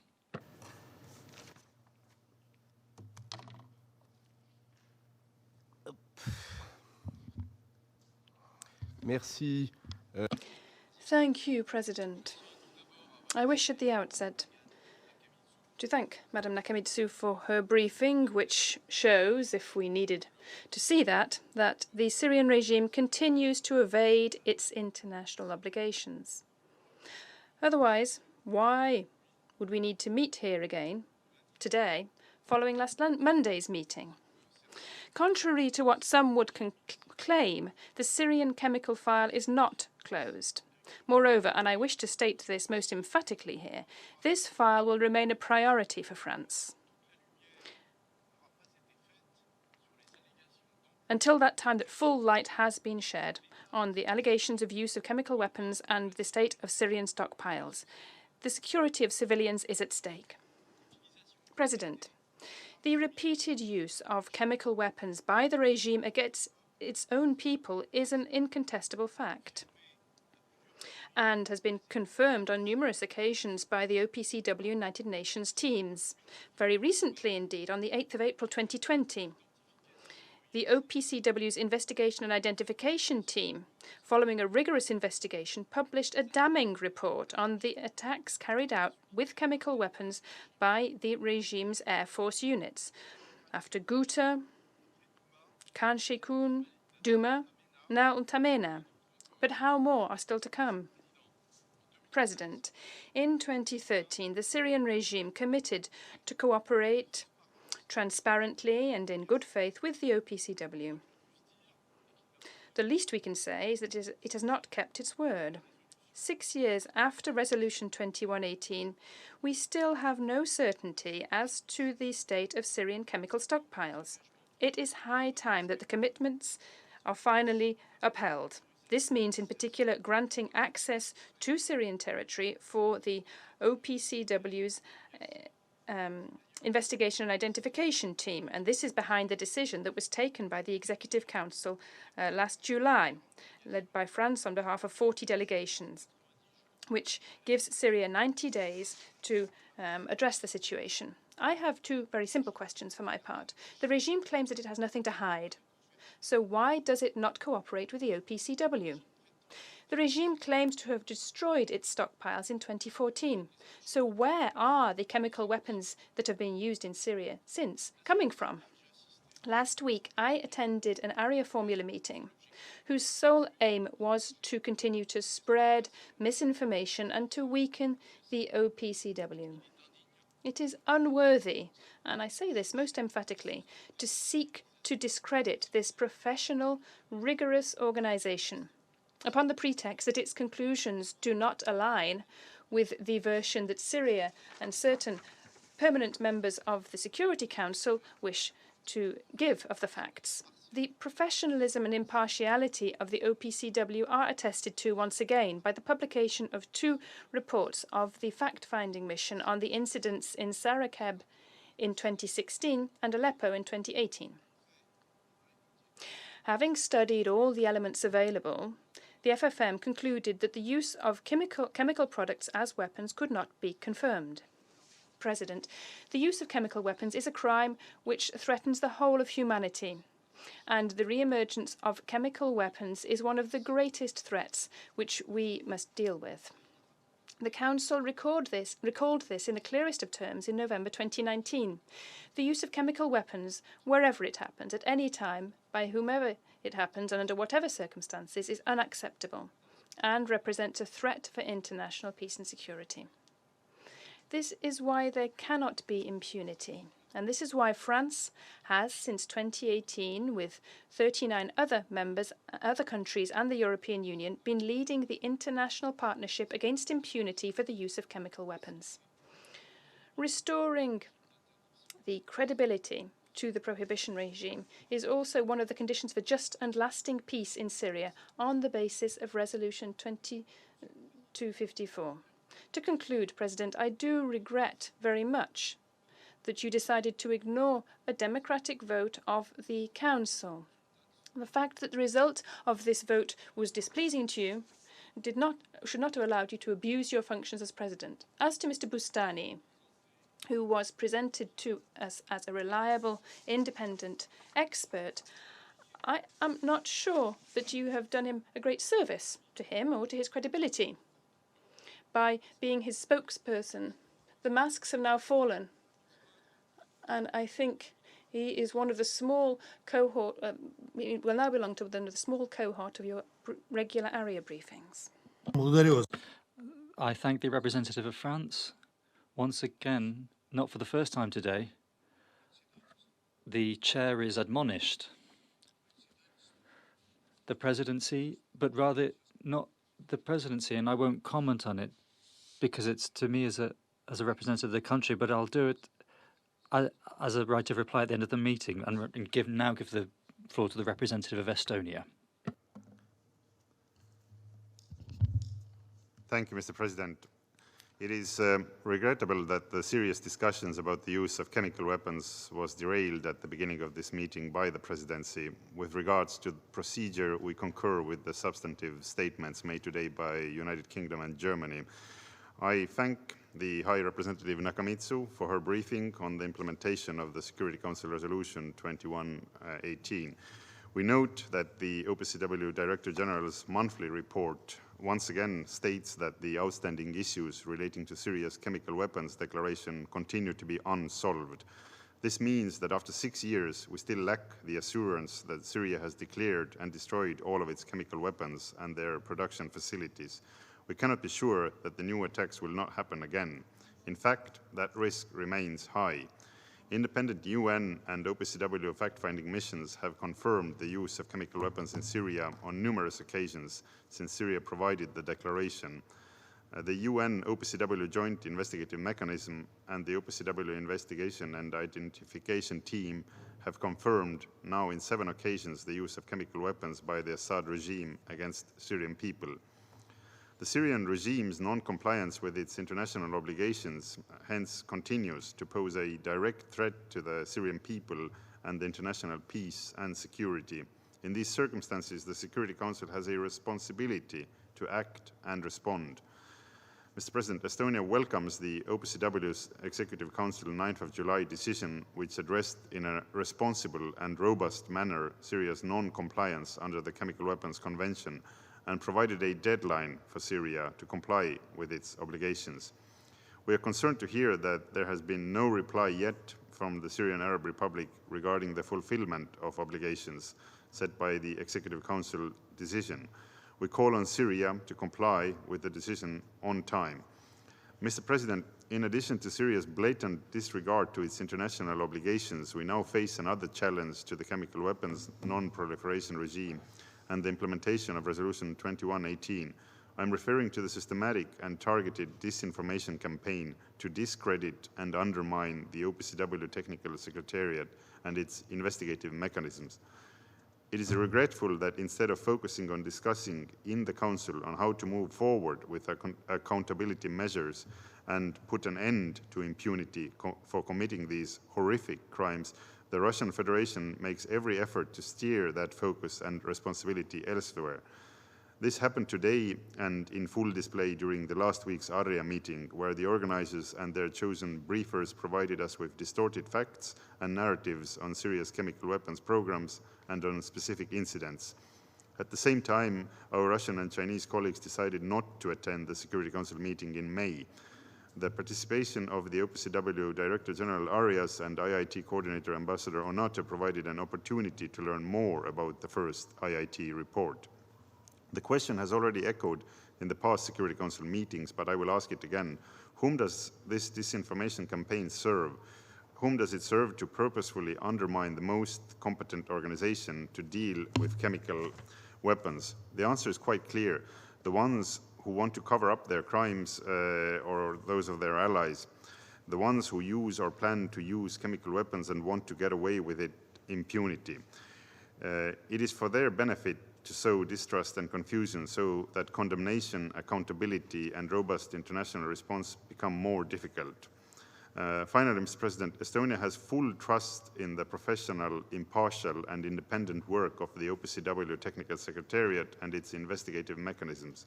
We call on the Syrian regime to cooperate with them actively and fully. We also call on the Russian Federation to disclose urgently, fully, and in a transparent manner the circumstances of the poisoning of Mr. Navalny with a chemical nerve agent of the Novichok group and to inform the Security Council in this regard. I thank you very much. I thank the representative of Estonia for his statement. And before I give the floor to our next speaker, I'd like to make 2 comments. One, as President of the Security Council, answering to what the representative of France said in saying that we had exceeded our authority as President of the Security Council. I'd like to recall that we didn't only not exceed them, I didn't even make full use of our authority as presidency, because if I had, in the way that I have the right to, I wouldn't have done anything against the rules of procedure. You would have had a different result to the vote, because on the question that we voted on, I'm now speaking in a national category. For the first time in the Security Council, we have voted on the presence of a briefer. This tells us something about your fear of hearing the truth and your lack of confidence. All of the statements that I've heard today have suggested this, but I'd ask you as France not to dictate to me or not to advise me what I can include in my statement and what not.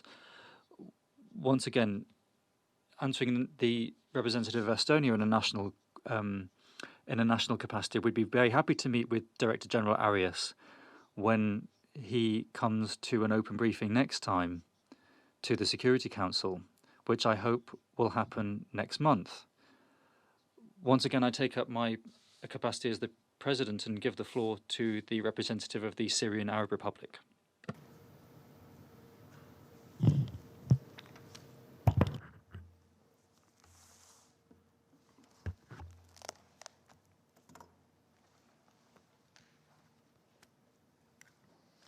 شكرا. Thank you. Thank you, President. I wish to congratulate you and your friendly country for acceding to the presidency of the Security Council this month. We have every trust in your good management of the works of this council and in the positions of the Russian Federation based upon the principles of international law and the provisions of the Charter of the United Nations. I thank you for holding this open meeting on the so-called chemical issue. We agree with what you said a few days ago. We have nothing to hide and nothing to fear. Indeed, we have much information and truths on this file.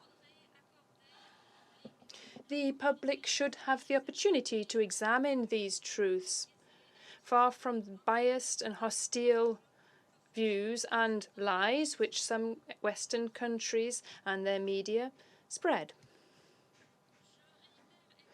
I also wish to reiterate my country's support to the Russian Federation regarding the Western allegations and the so-called Navalny affair and the Skripal affair before that.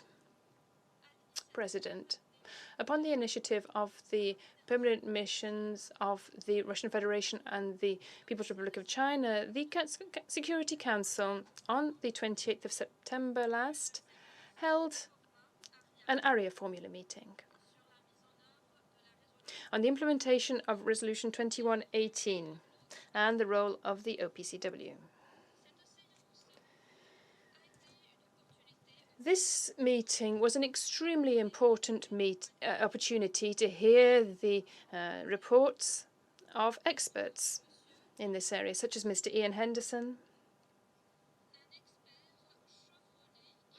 a renowned expert who has been working for over 12 years with the OPCW. Mr. Henderson was the head of the team which participated in the investigation on the Duma incident, and he visited Syria in the context of the fact-finding missions visits. Amongst those people, there are also Mr. Theodore Postel, who's an emeritus professor of technology and international security and science in the MIT, and Mr. Aaron Matty, an independent journalist and contributor to the Grey Zone site and the Nation Daily. The reports and reliable scientific information are very important and showed the degree of politicization imposed by some Western governments upon the OPCW's action. Indeed, these governments are trying to use the OPCW as a platform to make accusations and then justify attacks, whether these be unilateral or trilateral, against Syria. These governments are attempting to pursue and do what they were unable to do through their use of terrorism and their unlimited, multifaceted support for that terrorism, and also through unilateral coercive measures, which are suffocating the Syrian people. They call these measures sanctions, they say. There is a well-known proverb which says, "You can take a horse to water, but you can't make it drink."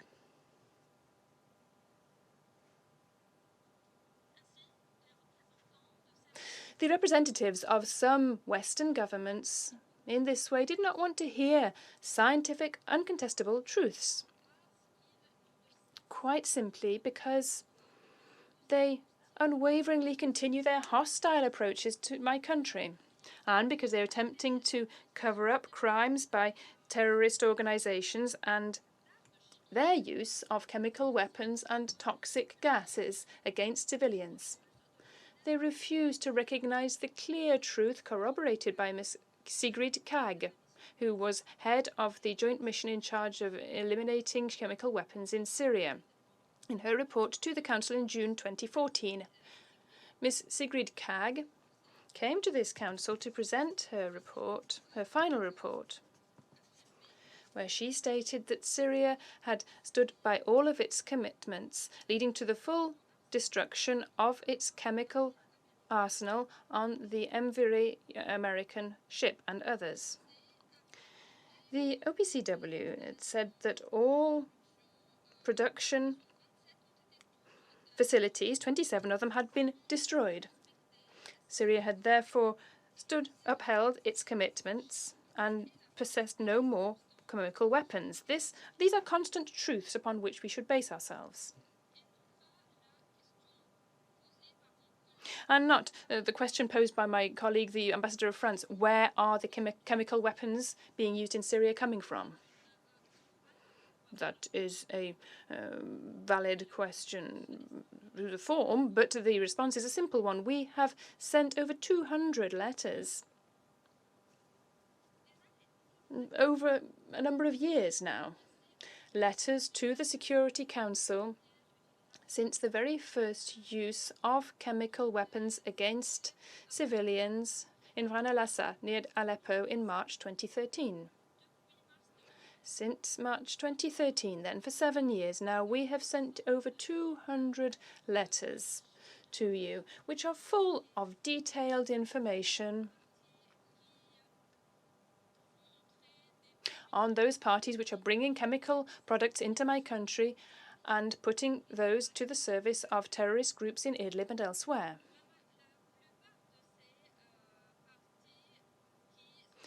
Most of these parties which deliver these products are foreign intelligence parties, including Western intelligence and French intelligence entities who are working in my country.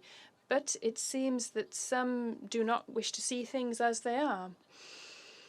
President, it is regrettable that some Western delegations during the above-mentioned meeting used the most virulent terms to attack respectable scientists to prevent the truth from coming out. Some of these statements were a long way from being courteous and civil, because they don't want the truth. Rather, they wish to exploit terrorism and misinformation and attacks. It is equally regrettable that the OPCW, which received the Nobel Peace Prize in 2013 for its work to eradicate chemical weapons, including and thanks to the assistance of the Syrian government, or its help rather to the Syrian government to rid itself of its chemical stockpile. It is therefore very regrettable that the OPCW has become a tool to be used by a handful of Western countries to target specific countries, including mine. This removes much credibility from the OPCW and its professionalism and its technical nature. As a member country, this pushes us to work to rectify its trajectory and return to its real, true role. The OPCW's activities in my country, as proven by a number of its reports, show that fictional miracles are possible. These miracles could be produced in OPCW laboratories in The Hague and in some Western intelligence centres. It is possible to use these miracles to jeopardize UN member states. This was the case in Iraq. At the time, the American administration exploited fallacies which, in this very council, to send troops to Iraq, occupy it, destroy its wealth and its institutions. Have you forgotten that? Are you going to allow lies once again to justify attacks against my country and other countries, and to justify the destruction of these countries, as some have destroyed Libya? Are you going to allow us to bury truths in the United Nations coffers, basements, cellars, which will only be opened 60 years from now, as was the case for the documents of the UNMOVIC mission, the UNSCOM, and the Hans Blix and Scott Reiter's reports in Iraq? At the time, these prevented 2 generations from knowing the truth regarding the British-American invasion of Iraq. I don't know, perhaps some will repeat the assassination of the British biological weapons expert, David Kelly. He was one of the United Nations inspectors in Iraq, and was killed in a supposed suicide after having declared to the BBC that his government had exaggerated its statements on Iraqi military resources and the danger represented by these biological weapons in order to convince the British people to unleash a war against Iraq. We call upon member states of the OPCW to raise their voices against the politicization of the mandate of the organization. We call upon them to resolve the politicization of great size, which is staining its work and meaning that its credibility crumbles. We ask the Director General of the OPCW to resolve current violations and to change direction rather than bending to Western pressure and implementing the agendas of governments who wish to maintain this so-called chemical file open as a card to play against the Syrian government and its allies. President, on a number of occasions, my country has affirmed that it has not used chemical weapons and will not use them. And we have stated that we are keen to cooperate with the OPCW and its Technical Secretariat and the Declaration Assessment Team to resolve outstanding questions and close the file definitively and as soon as possible. This is why my country, on the 16th of September last, presented its 82nd report to the Technical Secretariat on activities regarding the destruction of chemical weapons and their production facilities. We have even continued the tripartite agreement between the Syrian government, the United Nations, and the OPCW, and prolonged it for another 6 months from the 30th of September 2020. Moreover, between the 28th of September and the 1st of October, the 23rd series of consultations was held between the Syrian government and the Declaration Assessment Team, which recently visited Damascus and was able to fully, I repeat, Ms. Nakamitsu, implement its program, thanks to the assistance offered by the Syrian government. Alongside this, given this Syrian cooperation, Western countries have continued their work of spreading illegitimate mechanisms adopted counter to the laws and provisions of the Convention, such as the Identification Investigation Team, the IIT. Moreover, the American administration has presented a draft decision to spread lies and to impose these upon through intimidation and pressure, which confirms some Western countries' attempts to use and instrumentalize this important platform for their own expansionist, aggressive agendas.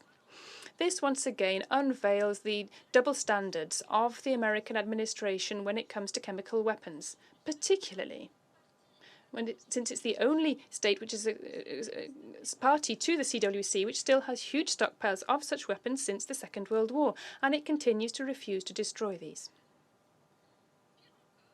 Worse still, with regard to the hypocrisy, the successive American administrations and their allies in NATO don't talk ever about the chemical, nuclear and biological arsenals of Israel.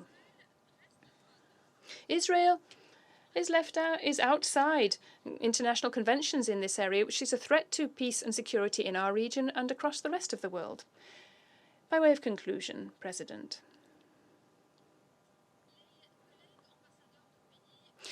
colleagues, ambassadors of Western countries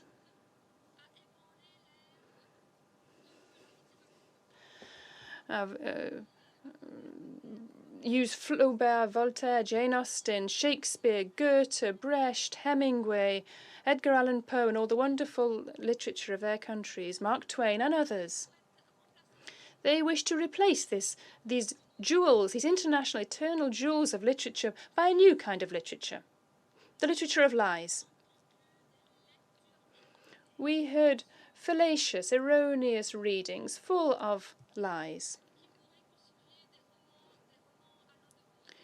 which might be good for soppy novels, unbalanced. They're unbalanced because they are influenced by the COVID-19 pandemic, which dominates our minds at the moment. I am not going to comment on what some Western colleagues have been saying or on their false accusations against my country with regard to the use of chemical weapons. I just wish to recall to them that it is their countries which have used nuclear, biological and chemical weapons. It is their countries which have arsenals, stockpiles of these weapons which could destroy the entire planet and the solar system. It is these countries which are imposing unilateral economic coercive measures against the Syrian people and other peoples. It is their countries which are hindering the reconstruction process, the reconstruction of what terrorism caused in my country through Daesh. It is they who are exploiting Islamist currents which are exploiting religion with shock confrontation agendas between culture and civilization. They have destroyed Iraq and Libya. They have propagated the culture of invasion, servitude, occupation, intimidation. Those who have committed all this against humanity are not a model for us or for others. They may be afraid of hearing from the First Director General of the Opcw here in the Council. They are afraid of having the truth unveiled, laid bare, of hearing, of having the erroneous information and manipulation of Security Council mechanisms and OPCW mechanisms unveiled.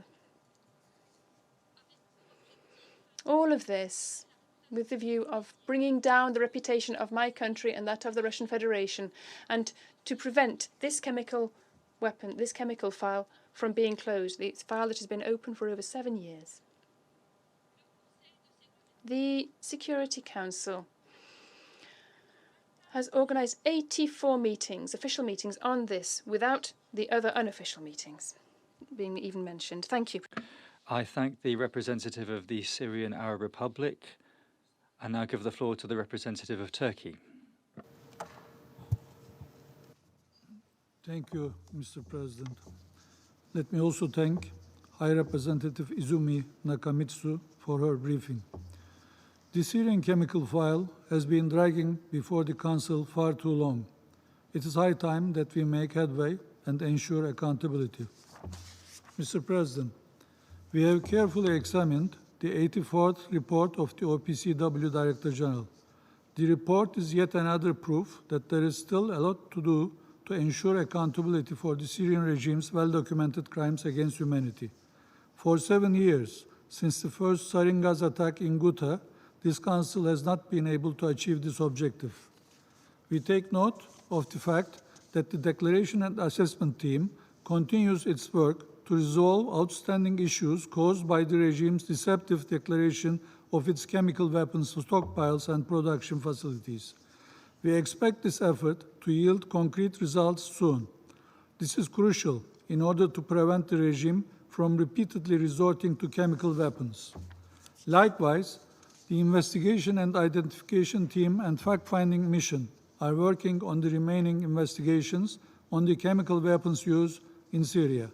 We look forward to the early completion of those investigations. As I emphasized in the previous Council meeting in September, we have confidence in the professionalism, integrity, and impartiality of the OPCW Technical Secretariat, Declaration and Assessment Team, Investigation and Identification Team, and Fact-Finding Mission. Their efforts need to be fully supported instead of being hindered. Mr. President, the use of chemical weapons by anyone, anywhere, and under any circumstances is unacceptable and constitutes a crime against humanity. Those responsible for these crimes should be brought to justice. The lack of response or inertia only encourages the Assad regime to blatantly continue with its current course. The UN OPCW Joint Investigative Mechanism confirmed the regime's culpability for the chemical attacks in Talmenes 2014, Sarmin 2015, Kemenas 2015, and in Han Sheyhun 2017. Turkey fully supported the efforts of JIM and regretted the politically motivated move by the regime's backers that led to the non-renewal of its mandate at the end of 2017. With the occurrence of new chemical attacks in Syria, the need for a mechanism to identify the perpetrators has continued to be evident. The fact-finding mission of OPCW reported the use of toxic chemicals in Litamena in March 2017 and in Duma in April 2018. A crucial step has been the decision adopted in June 2018 at the Conference of the State Parties of the Chemical Weapons Convention, which established the investigation and identification team. Turkey fully supported this decision. The first report of the IIT in April 2020 concluded that Syrian regime Air Force was the perpetrator of the 3 chemical weapons attacks that took place in Litamena on 24th, 25th, and 30th of March 2017. This is an important step towards ensuring that those responsible for the chemical weapons attacks in Syria are held accountable for their crimes. To that end, we also fully support the continuation of the important cooperation between the OPCW Secretariat and the International Impartial and Independent Mechanism, IIIM. The efforts of the Independent International Commission of Inquiry is also valuable as it substantively contributes to investigating the use of chemical weapons in Syria. Mr. President, last July, the Executive Council of the OPCW took an important decision. The decision provides the possibility to overcome the current impasse caused by the gaps, inconsistencies, and discrepancies stemming from the initial declaration of the regime.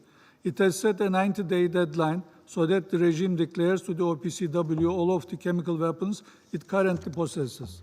The regime has yet to respond positively. The Council should strongly urge the regime to fulfill its obligations. This is essential for the full implementation of Security Council Resolution 2118 of 2013. We cannot let the regime perpetuate the illusion that it possesses no chemical weapon stockpiles. The regime must fully and unconditionally cooperate with the OPCW without delay. Mr. President, it is our collective duty to strengthen the norm against the use of weapons of mass destruction. The Assad regime has waged a war against its own citizens, including children, for the last 9 years. Conventional weapons and chemical weapons have been used indiscriminately. The Council cannot afford to sit back and keep watching this tragedy. If we fail to act now, urgently and decisively, there is no guarantee that the regime will not use chemical weapons again at the expense of the lives of innocent civilians. Particular responsibility falls on those who have influence on the Syrian regime in this regard. The Security Council must act in unity and enforce the implementation of its Resolution 2118. We owe this to the victims of chemical attacks who had the courage to rise up to tyranny and express their legitimate demands for freedom, democracy, and human dignity. Thank you, Mr. President. I thank the representative of Turkey for his statement and now give the floor to the representative of the Islamic Republic of Iran.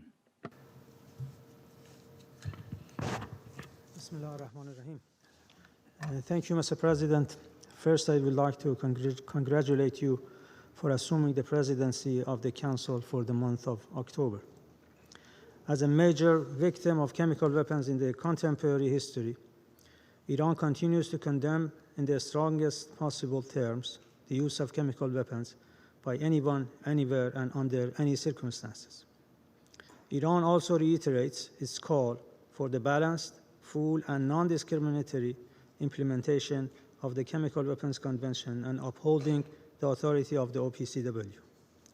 In the past several years, based on unsubstantiated allegations, the processes of the CWC, OPCW, and the Security Council have been abused against the Syrian government. However, the fact is that in 2014, the head of the Joint Mission to eliminate chemical weapons in Syria, in her final report to this Council, confirmed that Syria has fulfilled all its commitments and that its entire chemical stockpiles have been destroyed.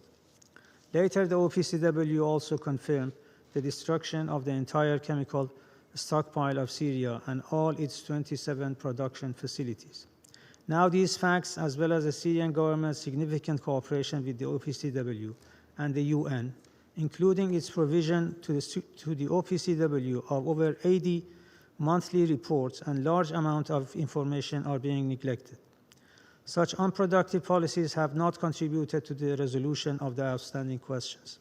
Rather, it has divided this Council, eroded the OPCW's credibility, and weakened professionalism and consensual decision-making process in that organization. Additionally, it has adversely affected the efforts for the full and effective realization of the very purpose of the CWC, namely the elimination of chemical weapons, which is yet to be realized due to blatant failure by the United States as the sole major possessor state party. To avoid this situation, the current trend in this Council and the OPCW, which has been initiated solely based on politically motivated objectives of certain countries, needs to discontinue. We stand ready to do whatever in our power to restore the OPCW's authority and promote the full and non-discriminatory implementation of the CWC. I thank you, Mr. President. I thank the representative of the Islamic Republic of Iran for his statement. The meeting is adjourned.